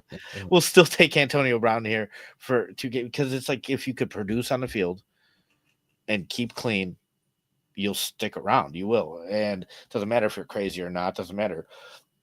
What matters is football production. And so, but what you need for that is an ultimately established coaching staff. And when you talk about like taking risks and things like that, I hated the risks that Phil Emery and Mark Trestman took. They dug us into a crapshoot hole, like signing Lamar Houston, signing who was it? Pernell McPhee to big contracts. Neither of those guys produced. They took up a lot of cap space. Like you took some risky decisions. Ryan Pace was here, always trading up for failures, trading up for Trubisky, trading up for Anthony Miller, trading up. You took Adam Shaheen in the second round. Like it was just full of a lot of risk with very little reward. However, this league is built in an interesting way to where you do need to take a risk at some point. You know what I mean? Especially if you're stable enough, then yes, you need those guys to be able to put you over the edge. And then you need to be able to handle those guys. If they're a personality, it just is what it is. But it's the production on the field that matters. Like Ndamukong Suh. Yeah, dude, he wasn't really nice on the field, but like production was there. But he didn't beat up his wife in the offseason. I get that, but like it's not until a video came out. I don't know. I've lost track of who has and who hasn't, to be honest with you. Well, right. But I'm just saying that George Pickens was a weird guy who sometimes pouts when he doesn't get the ball thrown to him. It's not like he went around, flashing the tires of the handicap. I get it. And what I'm saying though is like, I'm looking at my football team. I want guys that can play football. The stuff off the field, I'm not looking to be friends with them. I'm not looking to have them be role models for me or anything like that. So for me, it's like, does it cost you missing games? Like, I don't care what legal trouble you're in. Are you going to jail? No, like, you know what I mean? So for me, it's all about the football. And I don't really care if you're nice or mean or whatever. Like, as long as, and it takes a lot. Like, I always go back to the 2006 Bears. They mentioned how Olin Kreutz was just such a leader in that locker room. Right. So if you have those guys in place, if you have those stable pillars in place to be able to keep a locker room structure, you can afford to gamble with some personalities if they're good producers on the field. That's why like the Jalen Carter thing was so damning. It's like, okay, so he's got some red flags. Dude, Tyreek Hill went in the 5th round. He was supposed to be a first round pick. He went in the 5th round for some off the field issues that wound up. Well, he bounced around colleges because he was a knucklehead. Pretty much. But at the end of the day, he's a damn good wide receiver. Right. Aaron Rodgers is crazy. Well, I think that the difference is what's their professionalism? Are they going to is their character going to get in the way of their growth as a football player? And that's so what there is a fine about line. Football. It is about football for me. Yeah, there is a fine line. Right where that line's drawn. There's we took Michael Haynes and he just didn't want to play football or put in the work to play at a NFL level. He was a good player in college. He was a good guy, not a bad human being. He just didn't really want to work that hard. He took his rookie contract and then he went into business after he flamed out in Chicago. I think he went to New Orleans for like a training camp or something like that and flamed out there, and he just took his money and created a business, and he's happy to be, walking on 2 legs and not have concussion symptoms and all that kind of stuff. So that's really what you're looking for. I don't think I don't think you ever take a guy that's so egregiously a knucklehead. But at the same time, I don't think you can just pass on people just because they pout on the field because they're not getting the ball. I mean, you want a wide receiver who's like, I want the ball every play, and backs it up. Right. And honestly, if the Bears are winning, it won't matter. It really won't. And right.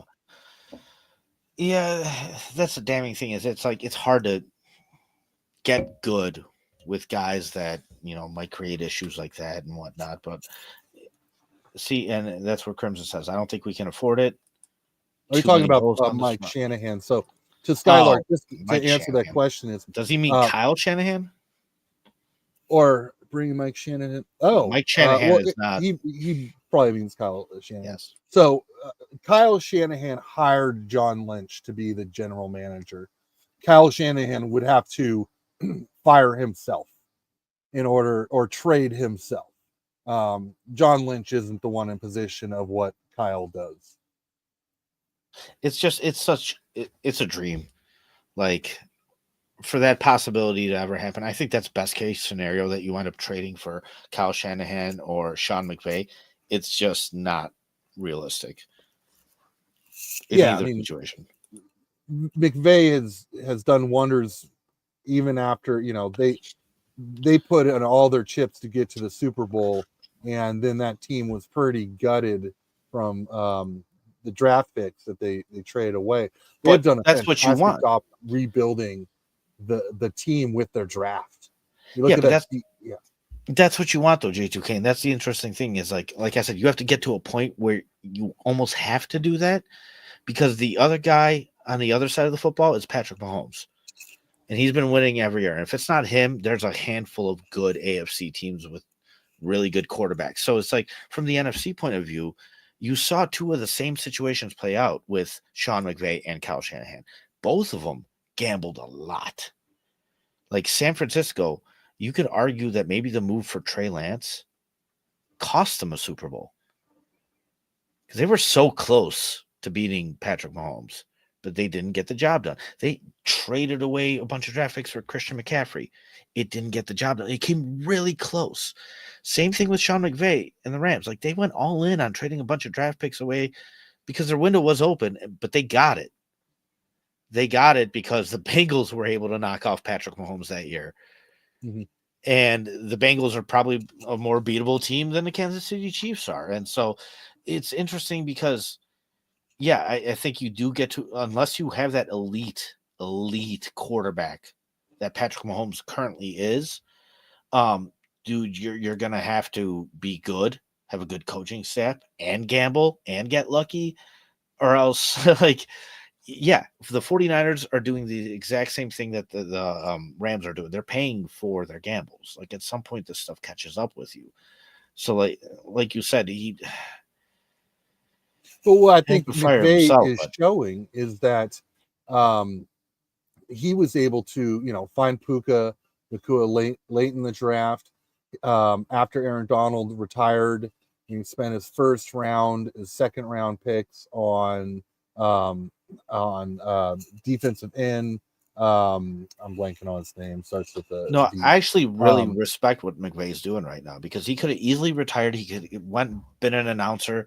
He was one of the youngest head coaches ever to get hired. He has a ring within his first coaching job. Like, his career is great, right? But he decided to stick out through the shit that he created on defensive line and offensive line. He's gonna do a rebuild because he's a legit coach. He's obsessed with football. He knows now he's paying for his gambles, but his gambles paid off. They got the ring. But like you said, he's gonna approach it from, he's not drafting a wide receiver at 9, is what I'm saying. He's drafted Puka Nacua in the 5th round. Dude, that's why the GM thing has so many levels to it. And I think the hardest part is when you actually are good. And you have to re-sign guys, figure out who's worth money and who's not worth money, and actually keep drafting well and keep drafting deep and this and that. So, man, yeah, in the situation we're in, we're nowhere near that. And that's the other interesting thing about Kyle Shanahan, too, is he hired John Lynch. The 49ers hired Shanahan first, and he hired his GM. That's right. That's going to have to be how it happens here. It really is. With Ryan Poles having 1 year left and kind of being a lame duck GM and fucking up I guess the initial part he kind of got right. Dude, he stepped into this position and he had 6 draft picks. He turned them into 11 because he said, we need depth. We need more players, this and that. However, I think you got Braxton Jones out of that. You know what I mean? Who's been serviceable for a 5th round draft pick, but you didn't keep many guys around. And then as it went on, you drafted, Darnell Wright, you drafted Tyreek Stevenson. Kyler Gordon is really the only one that's actually a positive out of all these guys. And Javon Dexter's, I'm kind of like in the middle on him, but a lot of these things have not worked out. A lot of these things have gone very sour. It's like if you can't even get like the first part down, man, this is supposed to be the easy part. It really is. Well, And I think that Ryan Poles has done an excellent job at the player acquisition level. My issue with him is the strategy of building outside in.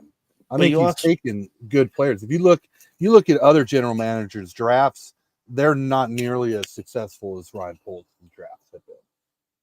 Yeah, but it's the strategy approaching the draft. So, like, I watched the Patriots. You know, I've always said this too. Like, people want higher draft picks. I want a lower draft pick. I want the 32nd draft pick. Means we won a damn Super Bowl, right? Like, I've seen the multiple teams operate with late round picks and still be able to retool just fine. I've seen the Patriots drop back all the way to the 3rd round to pick their first player one year. Right? So there's strategy involved with how to approach this. And like this year's approach was cocky and arrogant to the extreme. Because Caleb was the hit. Then you take a wide receiver 3 at pick 9.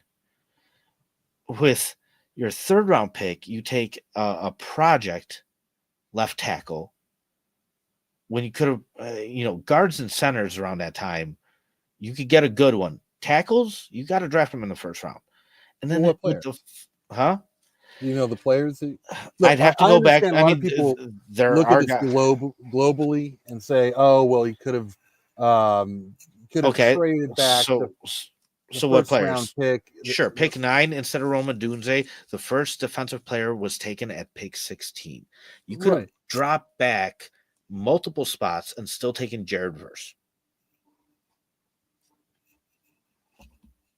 But hindsight's 2020, and I think of course it is. But I was saying it during the time, so it wasn't hindsight. A lot of people say, "Oh, well, they could have drafted an offensive tackle." So which one?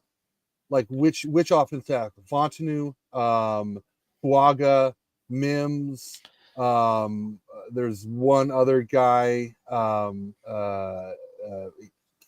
blanking on. Starts with a G. But which guy do you draft? Right? I don't think that people really understand that. Like the draft very much is a gamble, and so what you want to do is you want to compare that draft. Our drafts to other general managers' drafts. Granted, we would know Joe Alt was taken at 5. Joe Alt was taken at 5, exactly. You would have had to trade back from 1 to make that trade. But what I'm saying, J2K, is even just in the approach, right? And real quick, Maxwell Boyd says, you have 7 people watching because of your analysis. I actually think that's a high. I don't care, man. I don't care if it's me and J2K just talking. That's what we're going to do.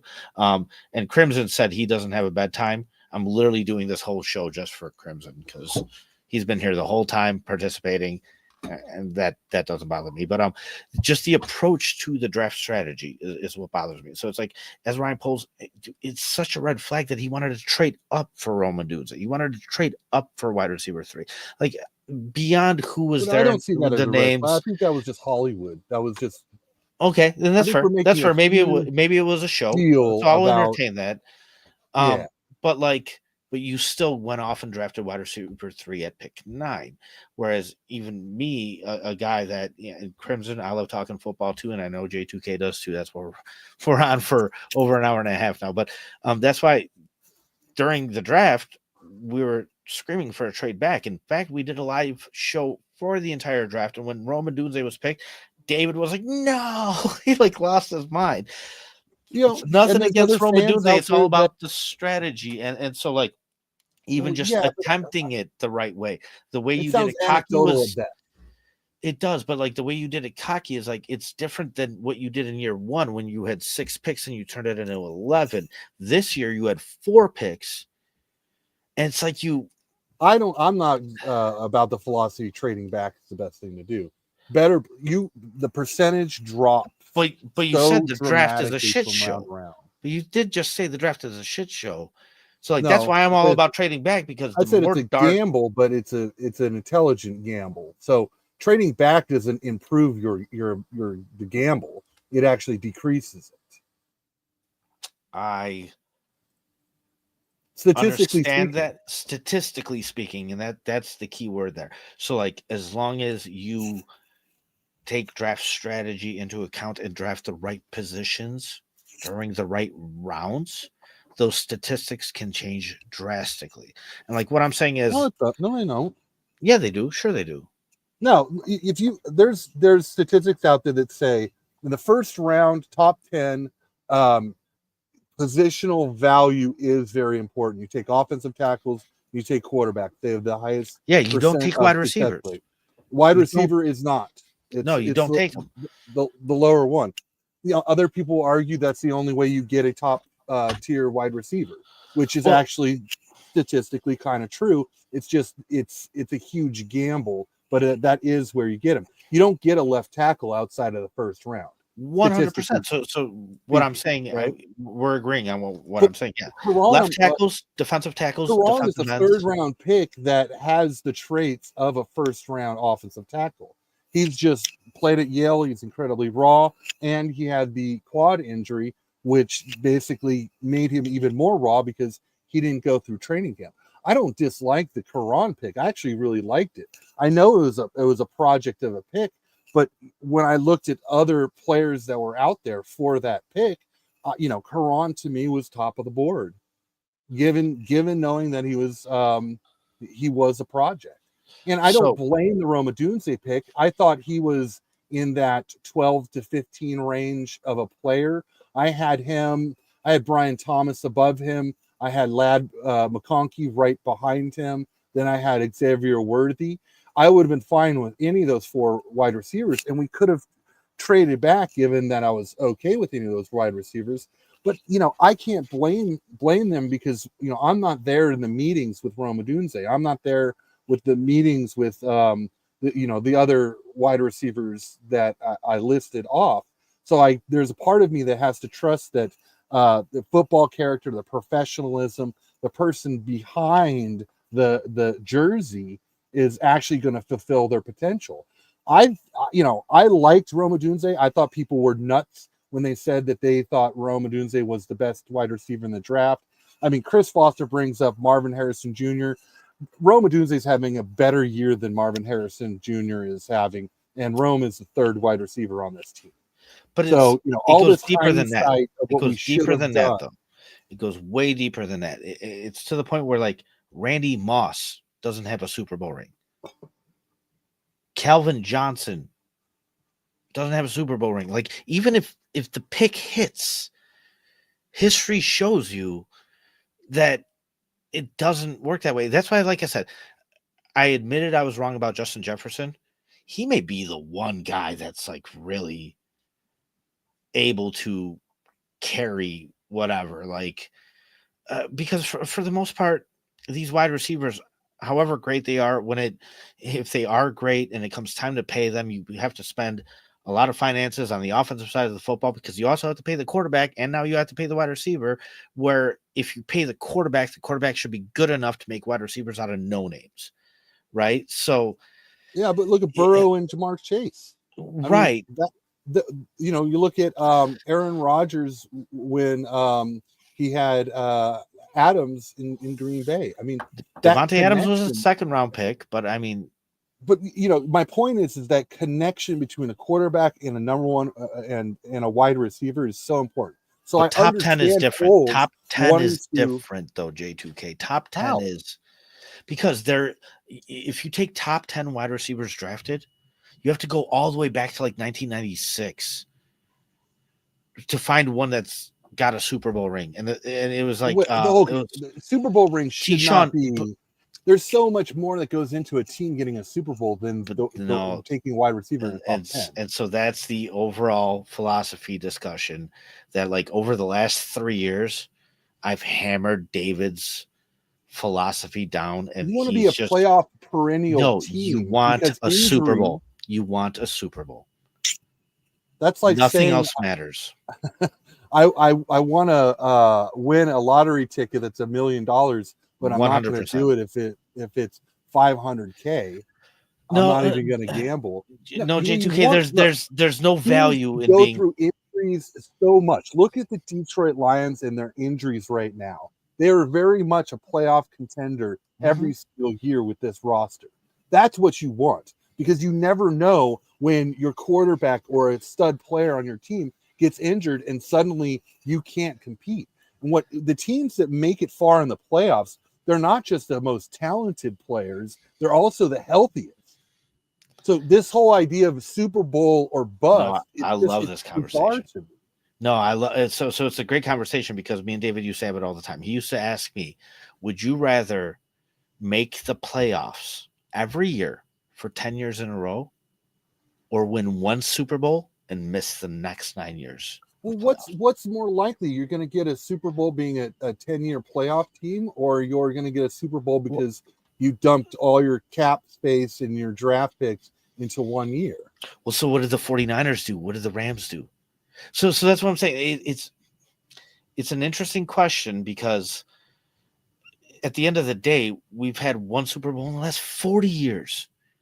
So I told David, like, of course I'll take the one Super Bowl, because like I've already invested my whole life and not had one. So like I don't care if we made but you're right. But you can't design a team and go, we're designing this team to be a Super Bowl winner. So what gives you the best chance? Just tongue in cheek. What gives you the best chance is make the playoffs year after year, for sure. Yes, you need to be a playoff perennial team. But at the end of the day, that's the only way to get to a Super Bowl. No, defenses do spike. No, you can get lucky. I don't agree with that. I mean, I don't think defense. Brad Johnson has a Super Bowl. Trent Dilfer has a Super Bowl ring. Like you can get lucky, but that's what it is. It's getting lucky. Like you said, we're gambling. We're trying to get the $1 million ticket here, J2K. And I'm at a point with my fandom and this team to where, yeah, that would be totally enough. Let me get lucky. Like I love talking about what our best chances are, this and that, blah blah blah. But at this point, it's just, man, like it especially with Patrick Mahomes being on the other side of the football, dude. I think I asked you this like a couple weeks ago. If you name me the quarterbacks in this league that have a Super Bowl ring, it's not many, and Patrick Mahomes has 3. God damn it, Josh Allen doesn't have one. Like he should. Well, Tom Brady sucked away all those Super Bowl rings, so it's hard for me to go, oh, okay, this coach didn't win a Super Bowl, or this player didn't win a Super Bowl. I mean, Phillip Rivers took his team to the playoffs year after year after year and never got a playoff. I love that you bring that up, because like the show is titled, the Bears defense failed the team, and like I brought up, they're 32nd, 31st, and 30th in a lot of categories since week 7. There was a year, 2010, where the Chargers were the first number 1 offense in the league, number 1 defense in the league, 32nd special teams. They went 9-7. In this league, you cannot be terrible at anything. Right? So it all starts with a balance. And then once you're at least adequate at everything, then you can figure out how to try and be better than other people at. But we're not anywhere near there. That's why I want Mike Vrabel. I think Mike Vrabel would make us at least adequate all around everything. You know, it's interesting because you're selling the idea that Super Bowl or bust is the most important thing. That is my expectation. Yes. Right. But then you're saying like you want Vrabel because he's kind of the safer guy. Because I feel there's enough talent on this team to be able to win in this league and get hot enough to open up a window and be able to do it. And so therefore I Vrabel than you do Flores or Ben Johnson. No, I think all 3 have a chance. I feel Brian Flores and Ben Johnson are more of a gamble. And I keep going back to this. Like, I'm done hoping. I want to hope that Brian Flores is creative enough, or that Ben Johnson winds up being good enough. Or like, I'm kind of done hoping.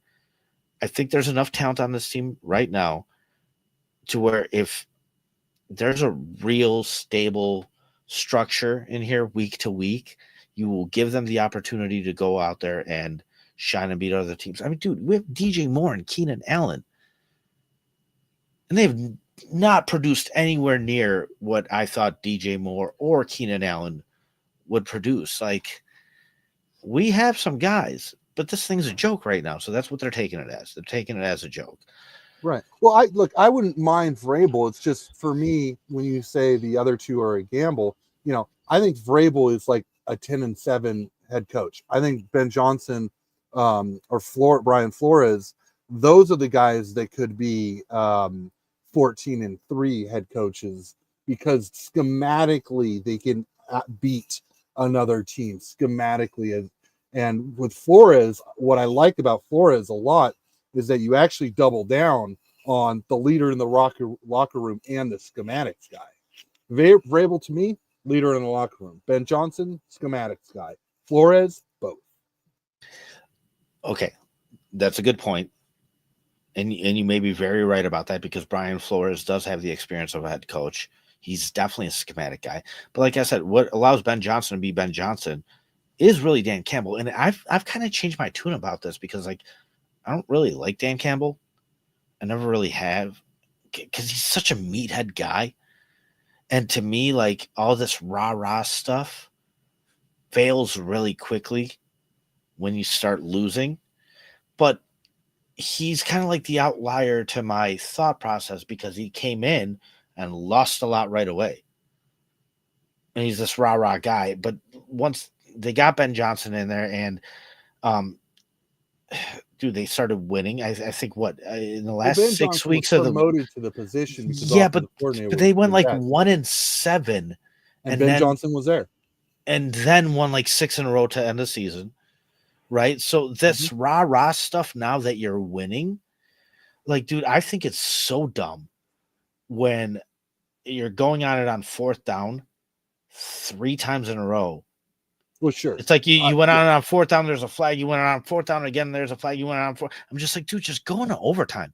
Just like, kick the fucking point. Why but I've changed my tune, J2K, because when I look at it now, I'm just like, although analytically it's like dumb, like just going overtime. No, there's something to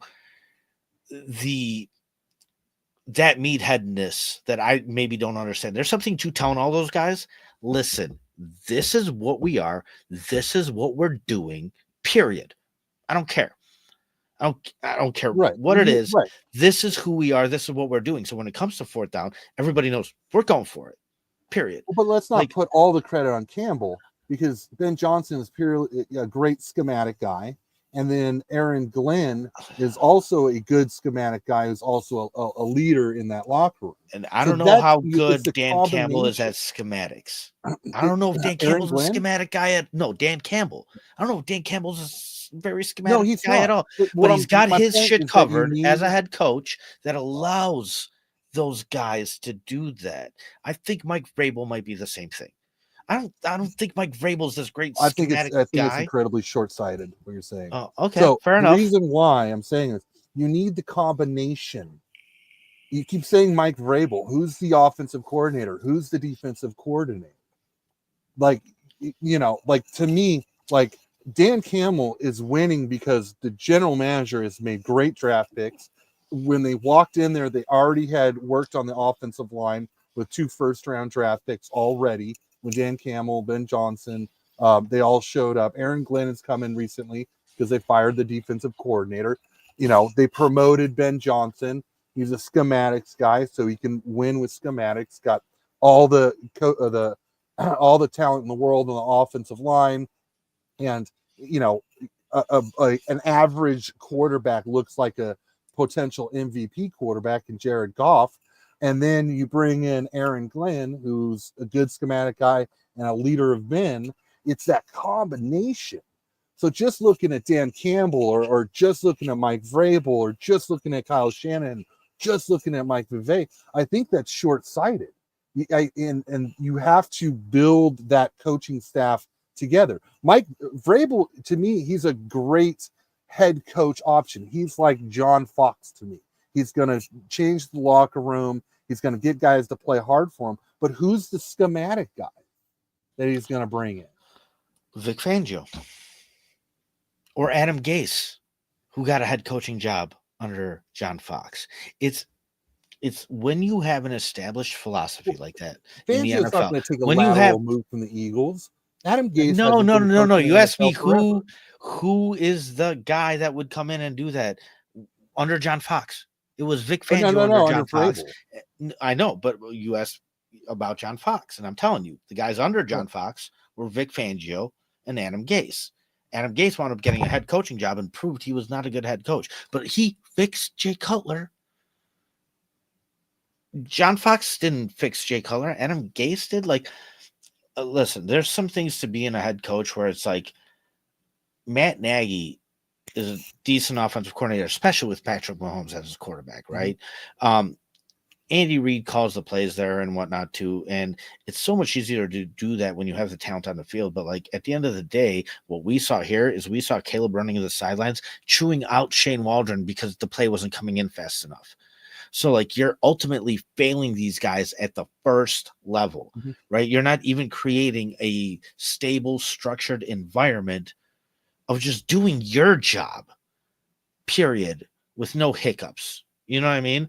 Like we get pissed off when an offensive lineman gets a fucking holding call or a false start. It's like, dude, your coach has been getting false starts when it comes to play calling and this and that. And it's a trickle down effect too.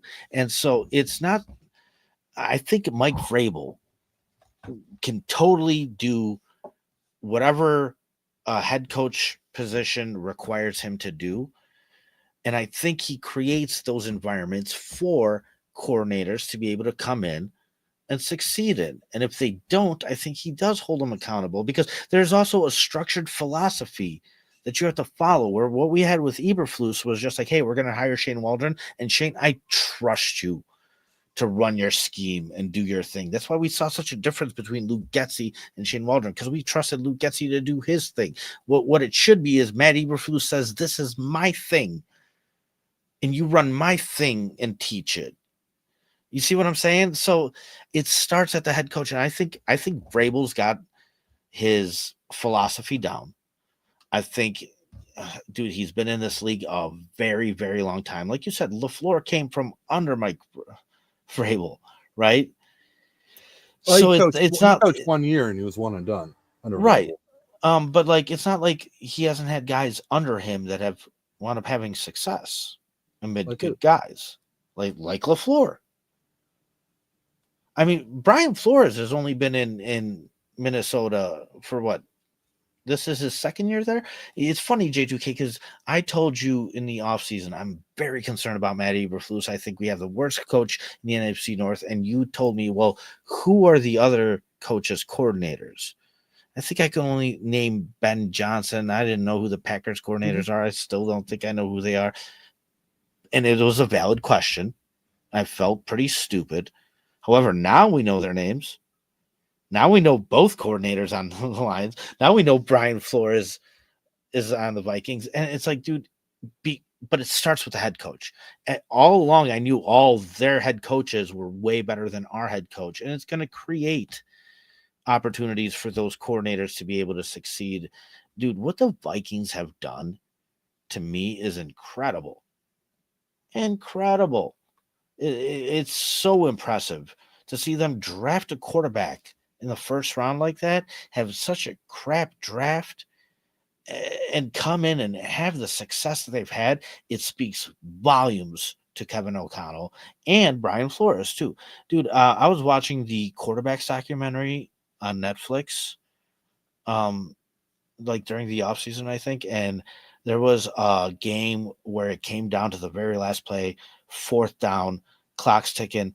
Kirk Cousins just rushes the offense back to the line and goes and runs the last play of the game, and it fails. And as he's jogging to the sideline, Kevin O'Connell's looking at him like, dude, if you would have just told me, I had a better play call for you.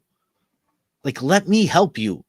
Like, I know you had a lot going on, and I know it's your call and this and that, blah, blah, blah. But, like, if you would have communicated with me, we could have done that better. And I was just like, man, that's a fucking real coach. Like, okay, Well, like, I dude, implore it's so yeah. impressive. Like little things like that. Meanwhile, our guy Eberflus couldn't get on the damn right channel on the headset to even say if we're going on it on fourth down or not. It's a joke what we have going on here. A joke.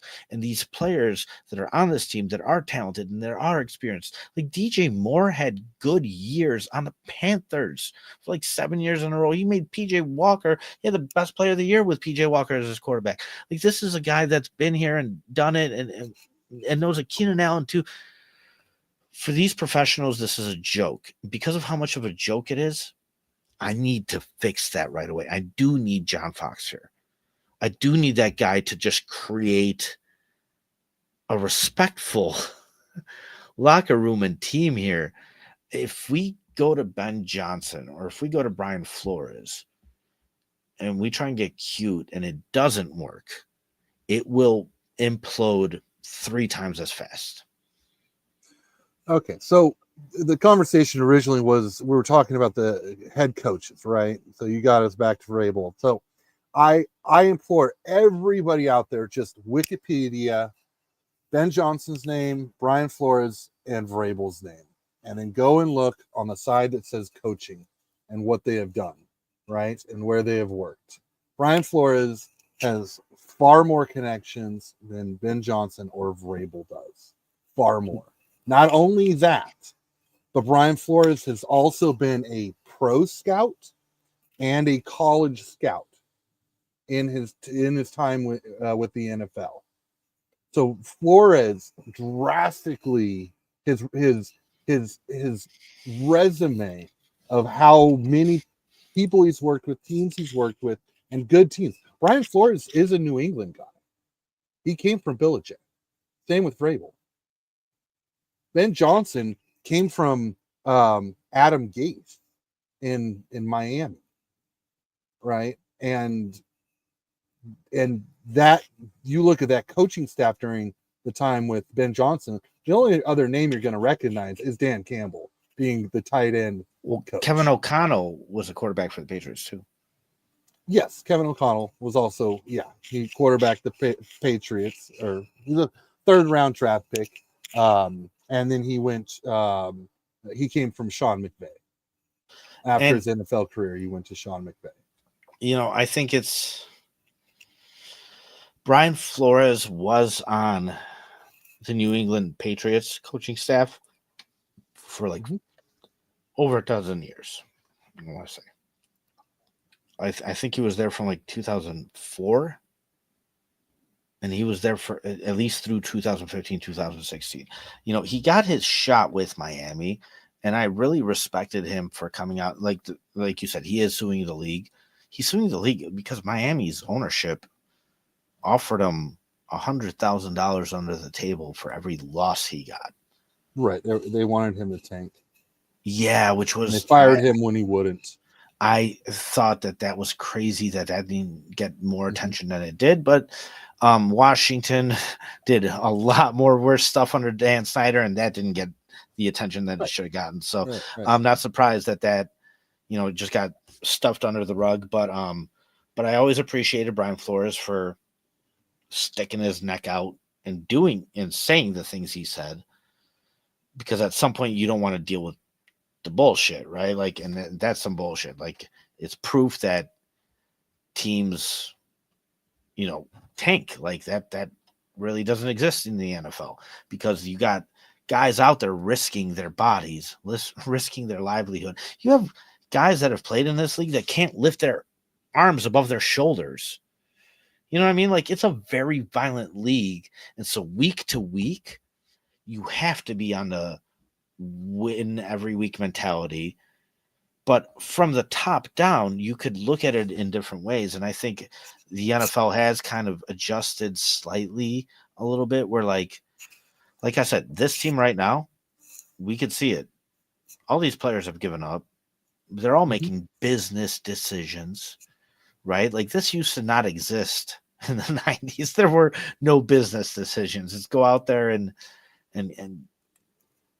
die for the game, even if we suck. Like, so it is different, but I don't know, man. Like, Brian Flores definitely has a lot of connections, but I don't know if you could say that he's got more than Mike Vrabel. Like, well, just looking at the coaching staffs that they've worked on. So who do they know, and like who have they met in their tenure?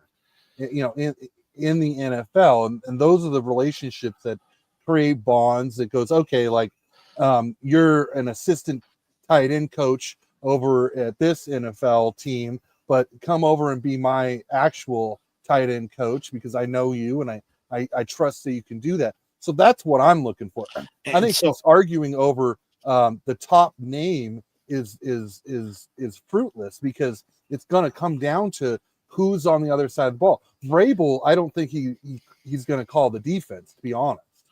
You know, he wasn't doing that later in with Tennessee. So it's going to come down to who's his offensive coordinator, who's his defensive coordinator.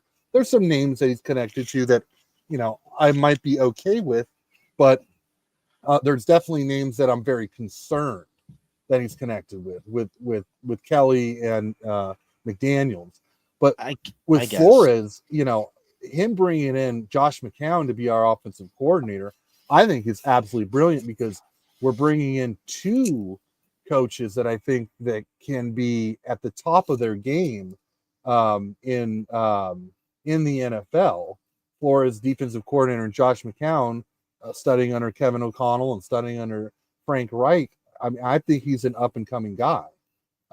Ben Johnson, I worry about. You know, Detroit's not going to let guys go. I think they've got a good upper coaching staff. I'm not too excited about the assistants that they have and who might get promoted if they came to Chicago. I've got serious concern over what Ben Johnson going to do. And the only other name that I can tie to Ben Johnson is someone that isn't tied to Ben Johnson or ever have in Robert Saleh. You know, it's just I know that Saleh is going to get a defensive coordinator job. I like and trust him as a defensive coordinator. So he's the pairing I make with Ben Johnson. But that's not because of a connection. You know, Brian Flores has connections that I like and I believe in and I trust. Well, so, and I think that's where I can kind of pinpoint this to the differentiating difference between our philosophies here is that you are trying to get the best possible coaching staff that you think here. Whereas me, I told you at the end of the day, the players have to get it done. Like Andy Reid coached for 20 years in this league, being a great coach with great connections and everything, but didn't get the ring till Patrick Mahomes was finally his quarterback. So for me, it's not, I don't think we need the very best coaching staff. I think. So how can you advocate that Super Bowl is the most important thing, end all be all, but you don't want the best coaching staff? Well, we also talked about how Bill Belichick was a beneficiary of Tom Brady. No, I think Belichick was a damn good coach. He is a damn good coach, of course. But that's why they have. So is Andy Reid. Super Bowl rings. So is Andy Reid, and Andy Reid's got a whole bunch of Super Bowl rings. I think Mike Vrabel's a damn good coach too. But sometimes these good coaches don't always have a Super Bowl ring, and so I think those two things are different because I think they're bad coaches. Well, there's a difference between have one and bad coaches. One. Right. So exactly. So I think for the situation we're in, I think I'm more willing to just take that part of the football and just have it at least have a high floor because I feel like our talent is still good enough to where that should be what I don't think we're about to out coach Kevin O'Connell, for example. Like, we got a lot. Why not? Why can't we raise those expectations? We can, but I think we're more talented than some of those teams. So I think we can win through a different way. Take our talent that much further. Correct. It's going to give the opportunity for the talent to be able to take us that much further. And don't get me wrong, Vrabel is the top 3 for me as far as the head coach. So we're really debating on some nuances here. Right, we are. But I think he's the safest of the 3 and Right. I'm tired of being safe. And I think the other two are like warranted. I mean, Ben Johnson, it majorly depends on if he can bring in a guy like Well, Robert like, Saleh. yeah, and like you made a great case for Ben Johnson tonight, to where even somebody who was against it, was like, okay, if he brings the GM, like the backup GM from the Lions with him and everything like that, like if you have some consistency here, sure, I'd be willing to entertain it. If we could get Stefanski, I would go with him. And Skylark, I would love an offensive-minded, experienced head coach. The problem with Stefanski is he did just sign an extension this last offseason. He's also dealt with a ownership group that really handcuffed him. Like, they got rid of Baker Mayfield, and they said he wasn't mature enough. They said they needed an adult in the locker room, and they went off and got Deshaun Watson, which was totally an ownership move. Like, Kevin Stefanski was coach of the year 2 years. And he's coaching with one hand tied behind his back, but I'm not sure if he's available, right? So, like, based off who's available. The other thing, J2K, with Ben Johnson is Ben Johnson wanted $20 million a year last year. I heard last 15, year, but sure, that's still top. That's like sure, Andy Reid absolutely. money, right? It's a high risk. It is because of that financially too, and so that's another factor. That's. I'm not sure what Brian Flores would want, though. Dude, you made a great case for Brian Flores, too, with Josh McCown. And Josh McCown, dude, I have respect for some of these coaches that are just straight-up coaches, like Lovie Smith. Like, once his time ran out in the NFL, he went and coached college. He didn't care. He's going to coach. He's a coach. When he got back to the NFL and he was coaching the Texans, and their best scenario was to lose against Indianapolis so they get the first pick, he goes, no, we're going on it on fourth down. Like, you're playing to win the game, because that's what you're asking me to do for my job, is to teach these, to inspire these other 52 guys in the locker room. And that's a week-to-week thing. Like, coaches shouldn't be above that week-to-week mentality. That should be a GM's point of view of, like, and that's why it's hard to tank in the NFL, because you can't ask these guys to go out there and purposely suck like that. Like, it just doesn't work out. And so it's funny and it's ironic that win that Houston got us the first overall pick, and it got them the second pick, and they wound up taking CJ Stroud, which might have been the better move. So that idea of just winning any game you can might have actually benefited Houston to be picked 2 that year, because if they were picked 1, they said they would have taken Bryce Young.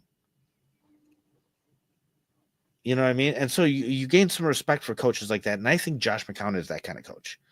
I know when his time in the league ran up, he was coaching high school at some point.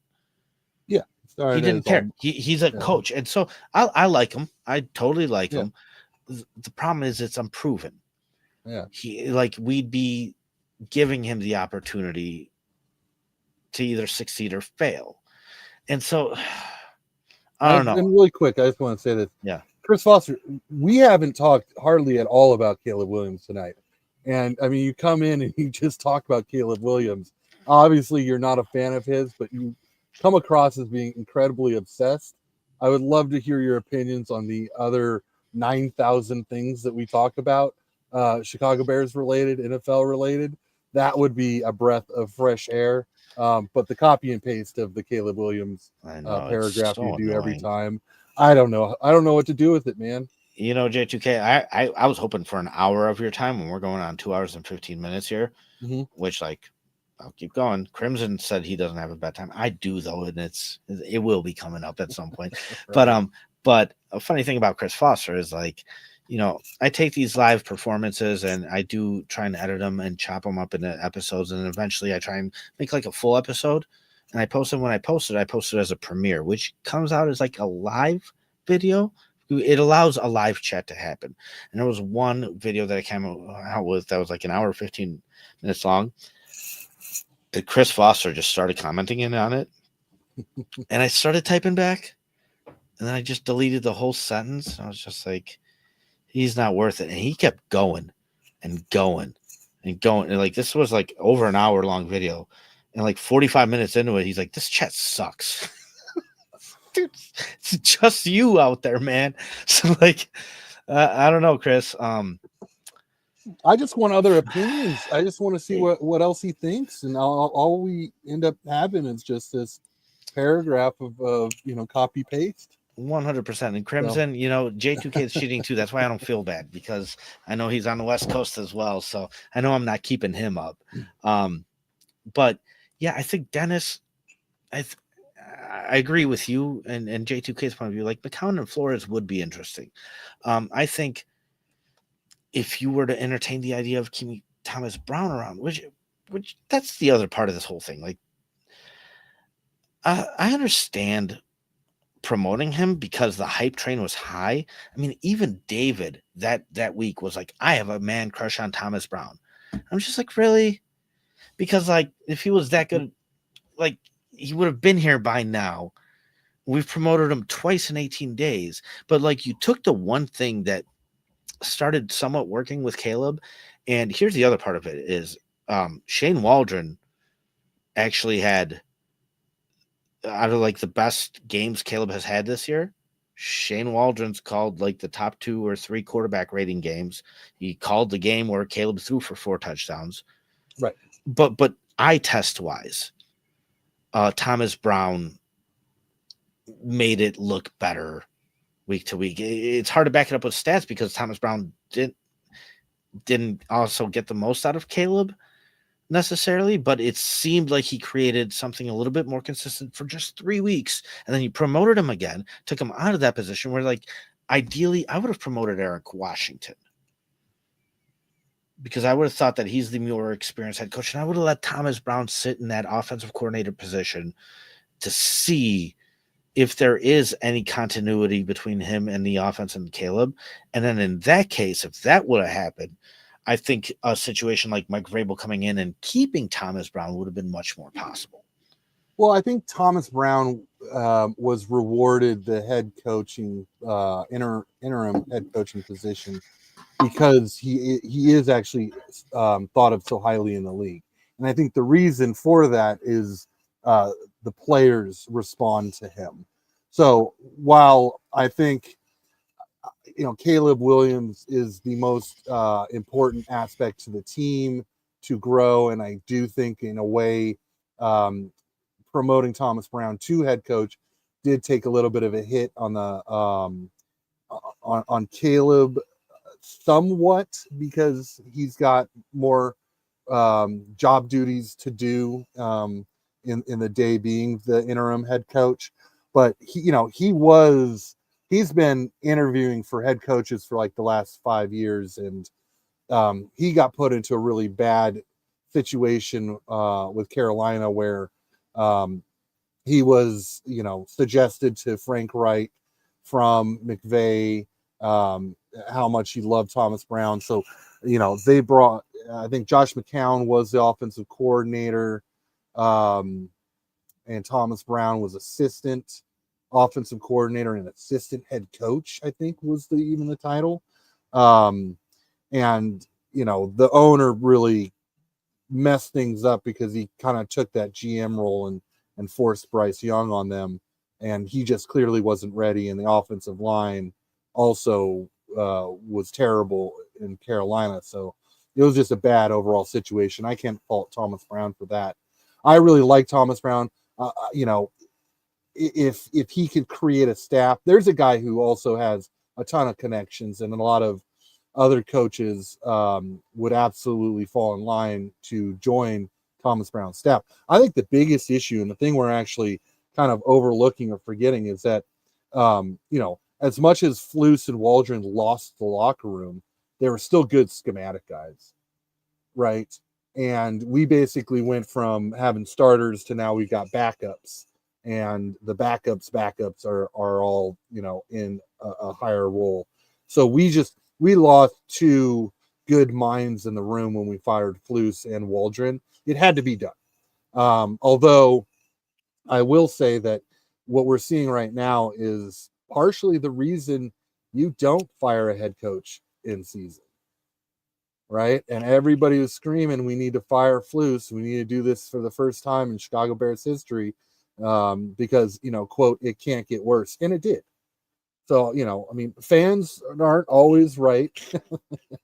Unfortunately, we're sitting on our couches trying to make these GM decisions with our opinions and stuff. But I think this is what you're seeing. There's not enough quality minds in the room, and players have checked out, and it's just a whole, it's a dumpster fire at this point. And shout out to Ant Mass and Prometheus. Yeah, appreciate shout you out guys in the chat. Shout out to else. everybody in our chat for sure. And like I said, I'm always even just appreciative if one person listens to us, and I don't even need that. I'll have a conversation with you regardless. You know what I mean? Because we've gone on these multiple hour conversations, non-live, just person to person. That's who I am. So it's nice to be able to give the chat an opportunity to participate and whatnot. But like, if you're just gonna sit there and I don't know, offend people in the chat and whatnot, and I'm very open to opposing points, but I'm also a big person about respect. Like, disagree with me all you want, but there's certain lines that you shouldn't cross. And Chris Foster, like you said, just keeps repeating the same thing over and over. I just love to hear other opinions. I do all. too. And man, it. I play devil's advocate myself. Like, I'll pitch opinions that I disagree with out there, right? Just to entertain the conversation. That's fine, but you have to do it in a respectful manner. And I don't know. There's stuff that I just don't want to deal with. So whatever. And then I appreciate guys like It's Crimson, who has been here since minute 1, man. So like, for sure. Dude, and so okay. Once again, if you just change that G to a C, I would actually be way more willing to entertain this thought. But just to get past it, like Redbeard, be a little bit more respectful. But why don't you put more blame on Caleb holding the ball too long and missing open wide receivers? Totally.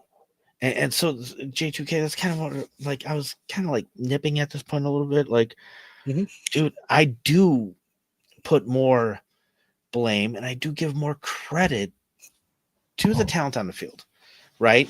Now, in this situation, the coaching staff was so unstable, so bad that like I can't hold these guys accountable because they're fighting an uphill battle every step of the way. They have every obstacle to overcome. When the play call isn't even coming in on time, and you as a rookie quarterback have to go in on 4th down after you just waved off the special teams unit because your head coach was on the wrong channel, calling to go on it on 4th down on the offensive channel, not letting the special teams coordinator know that not to even run his guys out there. Like, dude, you're dealing with such chaotic situations in real time.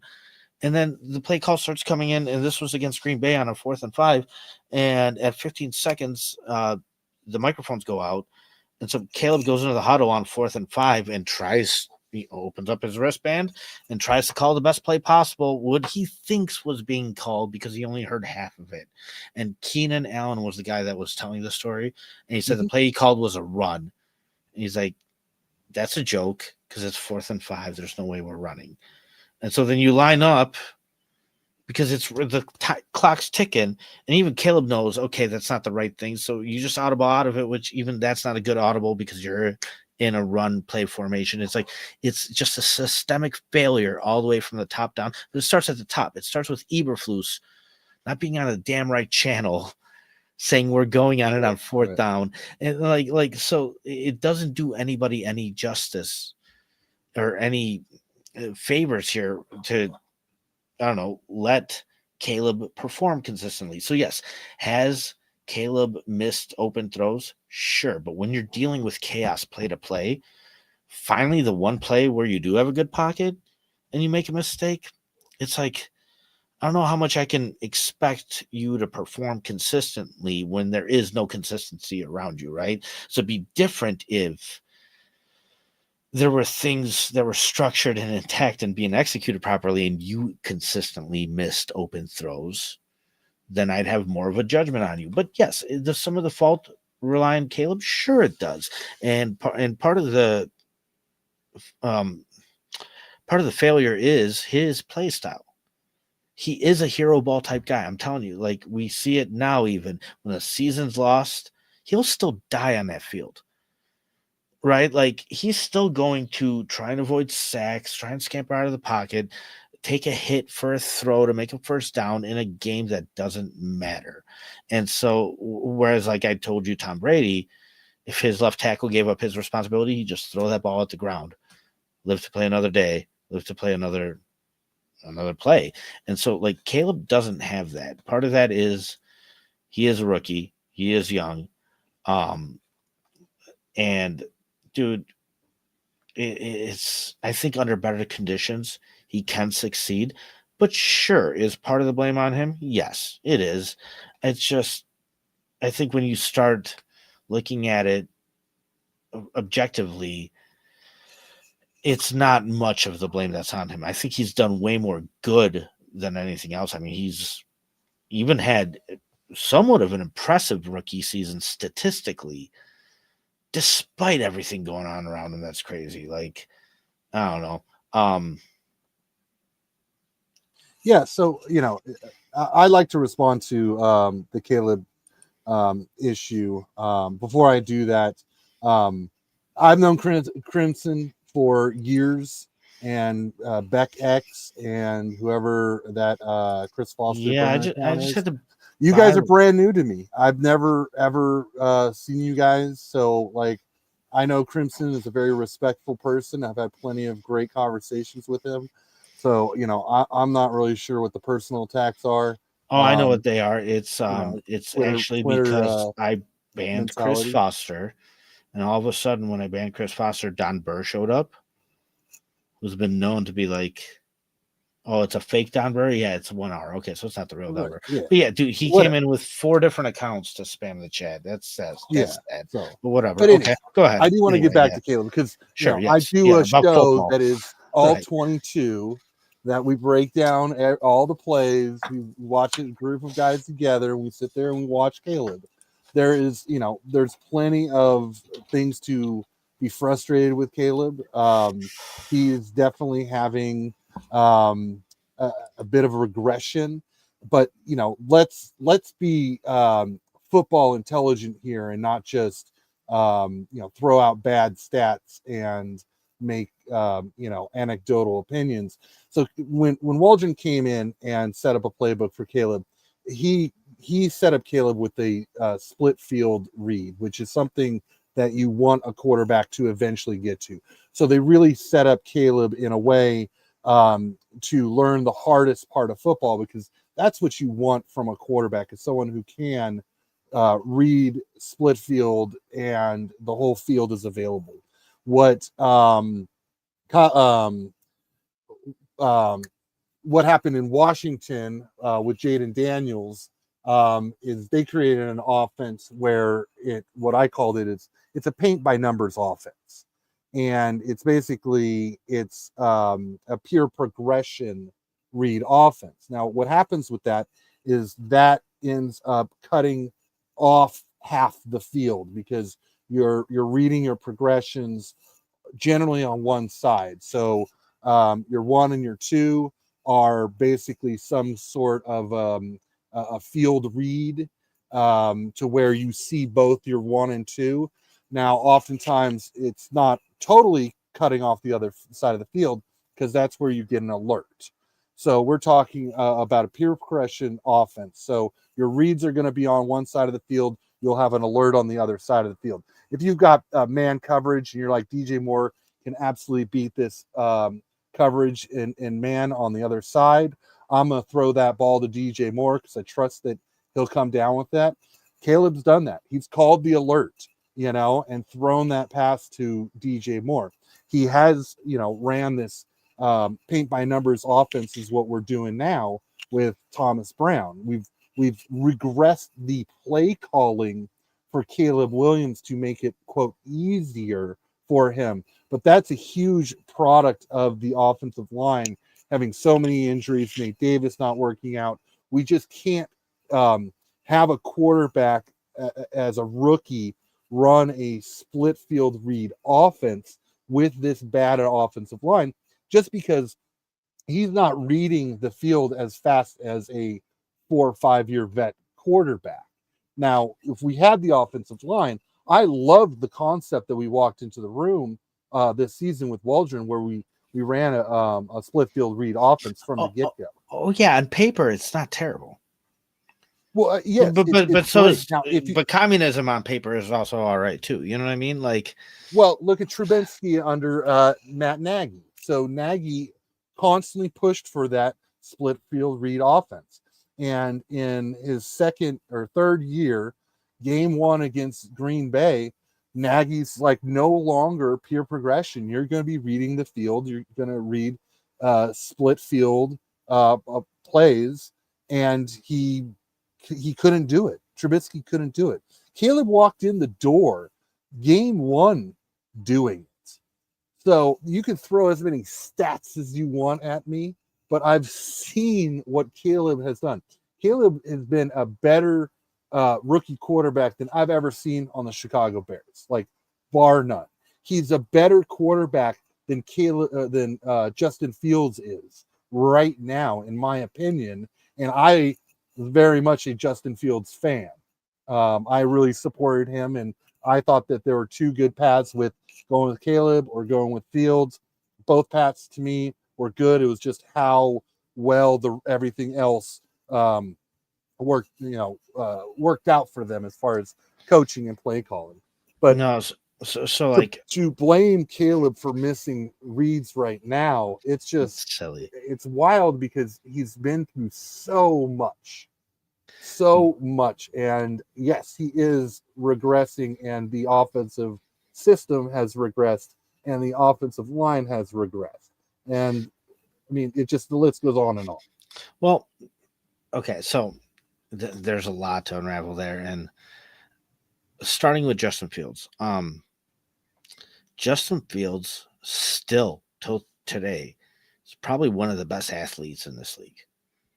When we're talking about a guy who's 6'4", 220 pounds, and runs as fast as Tyreek Hill, right? Like, he's a boulder coming at you. However, when it came to the quarterback position, I mean, he's good enough to even have good games in the NFL, but as on a consistency standpoint, he never even snipped the level of detail it takes to run that position to a perfect tee, right? So, like, when I look at Caleb Williams is already doing things that I've seen Justin Fields not be able to do. Mm-hmm. Like, it comes to calling out line protection stuff, who's about to blitz, this and that. I mean, we're talking about a pure pocket passer quarterback that's athletic enough to be able to get out of the pocket and smart enough and aware enough to be able to, I mean, it's hard to say not get killed when he's leading the league in sacks. But, like,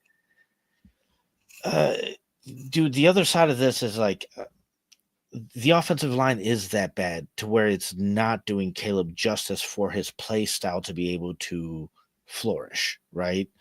So, like you said, the offense on paper, the play calling and everything like that, it's not a bad idea. It's just you need the talent to be able to pull it off. Like, dude, typically a GM gets two coaches. Typically one coach gets 3 years. We fired Phil Emery and Mark Trestman after 2 years. Both guys came in at the same time. 2 years later, both gone because they did such a bad job. Drove this team into such a hole. And the expectations during Mark Trestman's second year were that this was going to be a top 5 offense.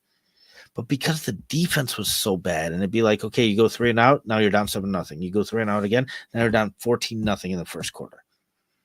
You let up 3 50-point games in a row. Who was the quarterback during that time? Cutler, the best quarterback we've ever had.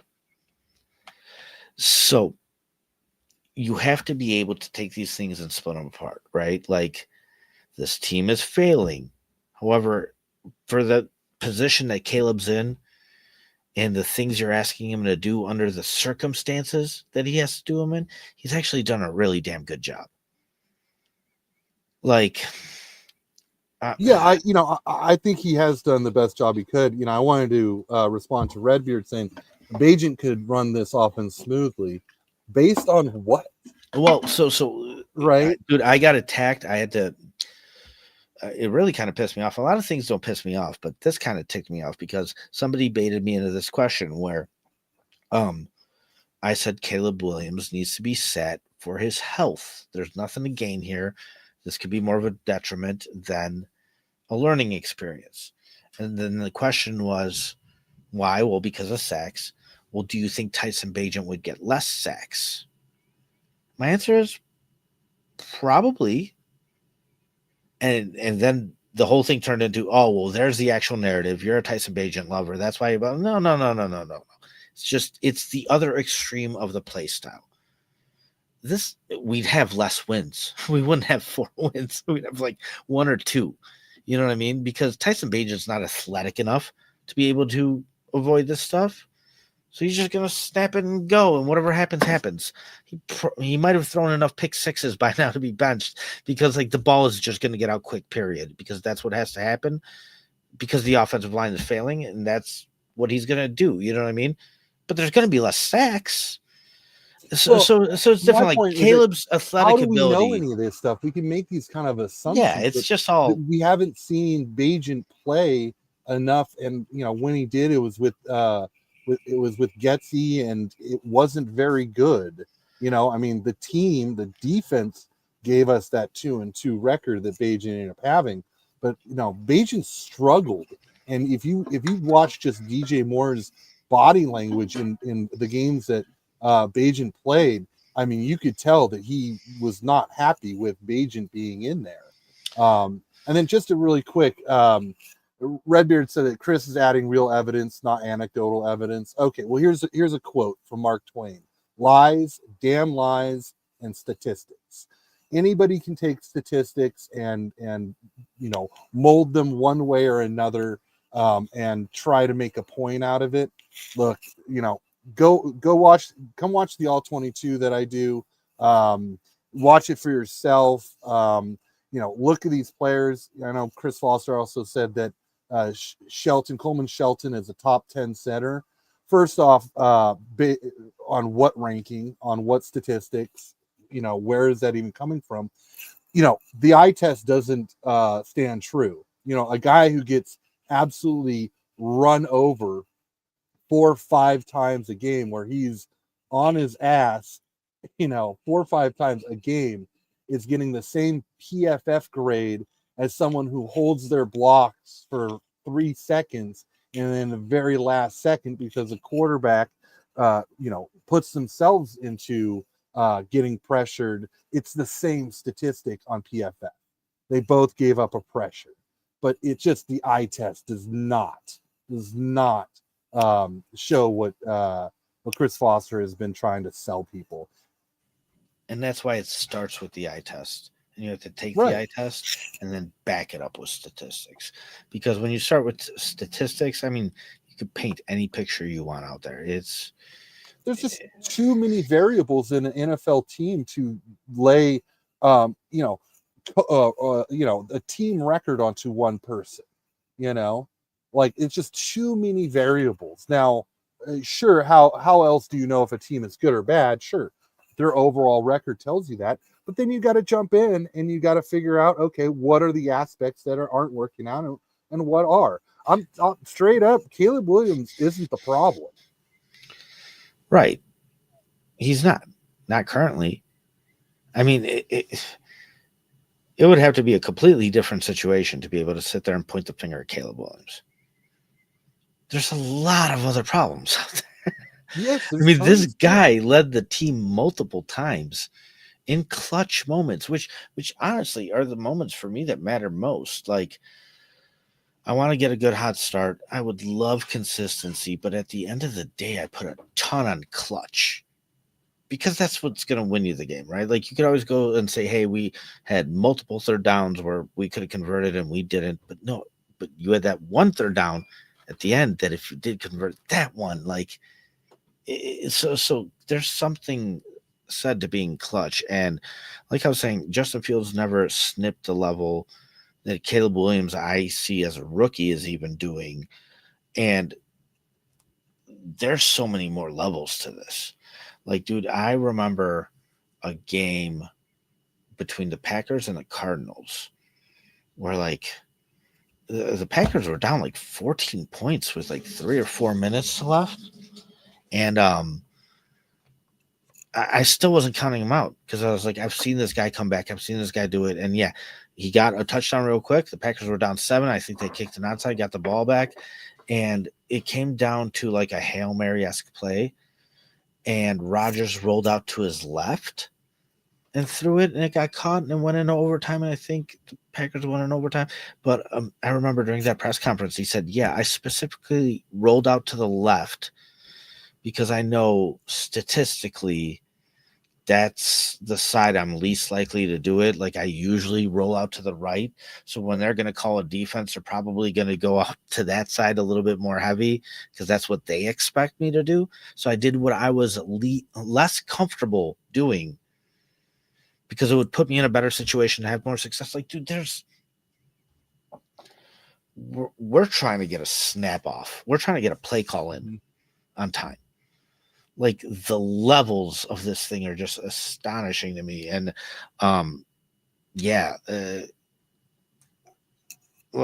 like I said, I want this team to get to a respectable level. That's where I'm not. There's so much to learn here still at every position, at every player in detailed ways. And I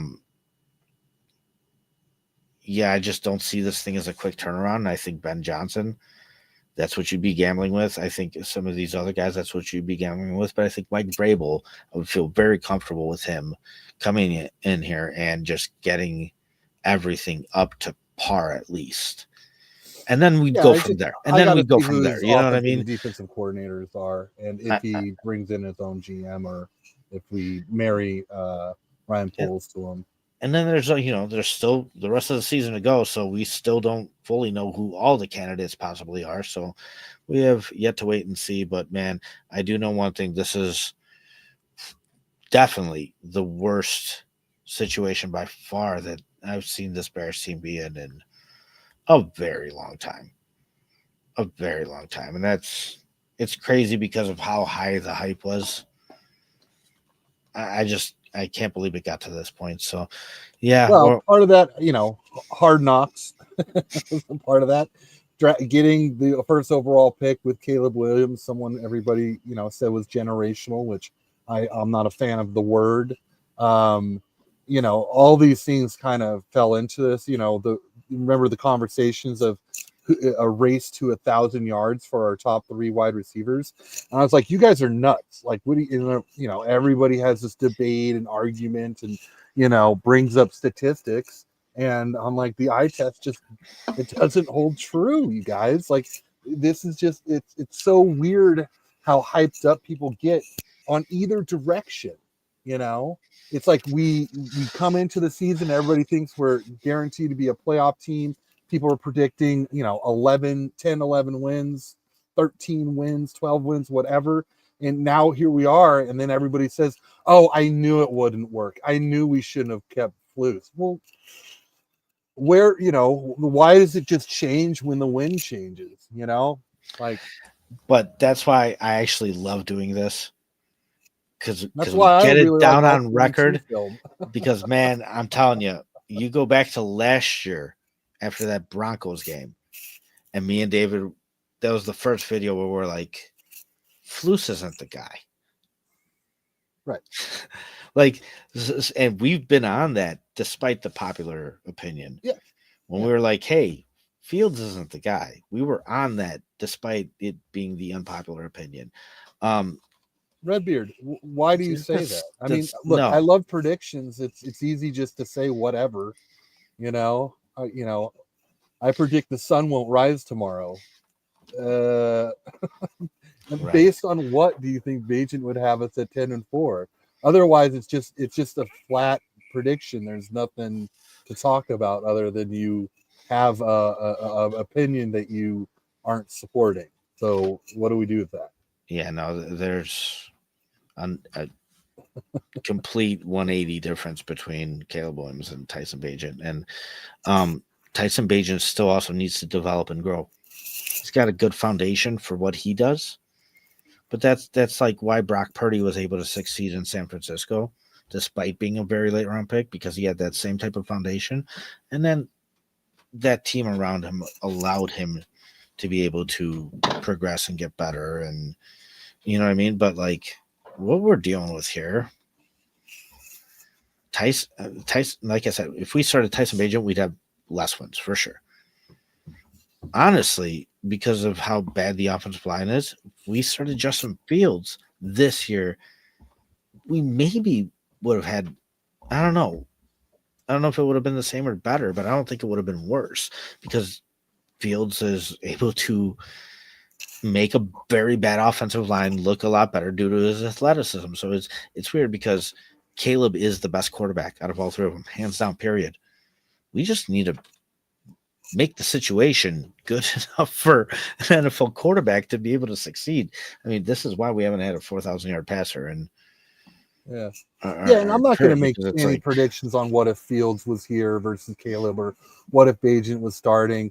You know, I just want to watch these guys play, and then I'll make up my mind. And I just haven't seen enough of a Bagent in NFL game action to make a judgment call that he's ready. Now, what I have seen from the 4 games he did play and the preseason, I really like Bagent. I think he will develop into a very good backup quarterback. If there is a chance that he gets an extended time to play, then I can start to just analyze the tape and go, does this guy have starting quality traits? You know, I remember when Josh McCown came in for Jay Cutler, and he won a bunch of games and he looked pretty good. At the end of the day, from my eye test, I said he's nowhere near Jay Cutler's ability. Right. Just because of what I see on the field. And I got a lot of flack from that because people wanted, Jay Cutler to be done. And, the backup's always the better quarterback between the two. But, Josh McCown lucked out. I counted something like 6 interceptions that were just flat out dropped by defenders. And his stats looked far better than that. So that's why you can't just rely on stats, Look at Tremaine Edmonds last year. His 4 interceptions were all gifts. And, someone's going to argue he had 4 interceptions last year. I'm pretty sure he was playing pretty well. Well, not when you look at those plays. Not when you look at him, this year. He's not playing well. So, you always got to go with what's on the tape. Ignore the stats. The stats are never going to do anything for you. Watch the game. Watch the plays. Make your decision that way. For sure. And do so with other people who know more than you. And that's what I do. Like one of the guys I really like who taken a break, but Coach T, he's a fantastic resource of understanding, offenses and defenses in football. I mean, it's just an incredible asset to the community of Bears fans when he breaks down tape. And so I look to those who break down the tape who are smarter than I am so I can learn, so I can grow.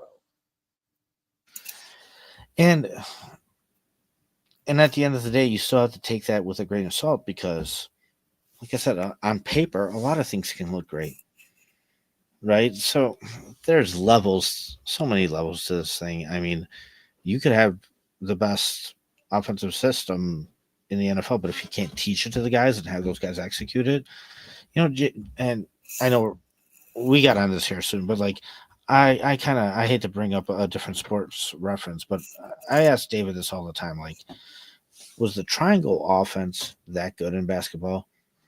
Was it that innovative?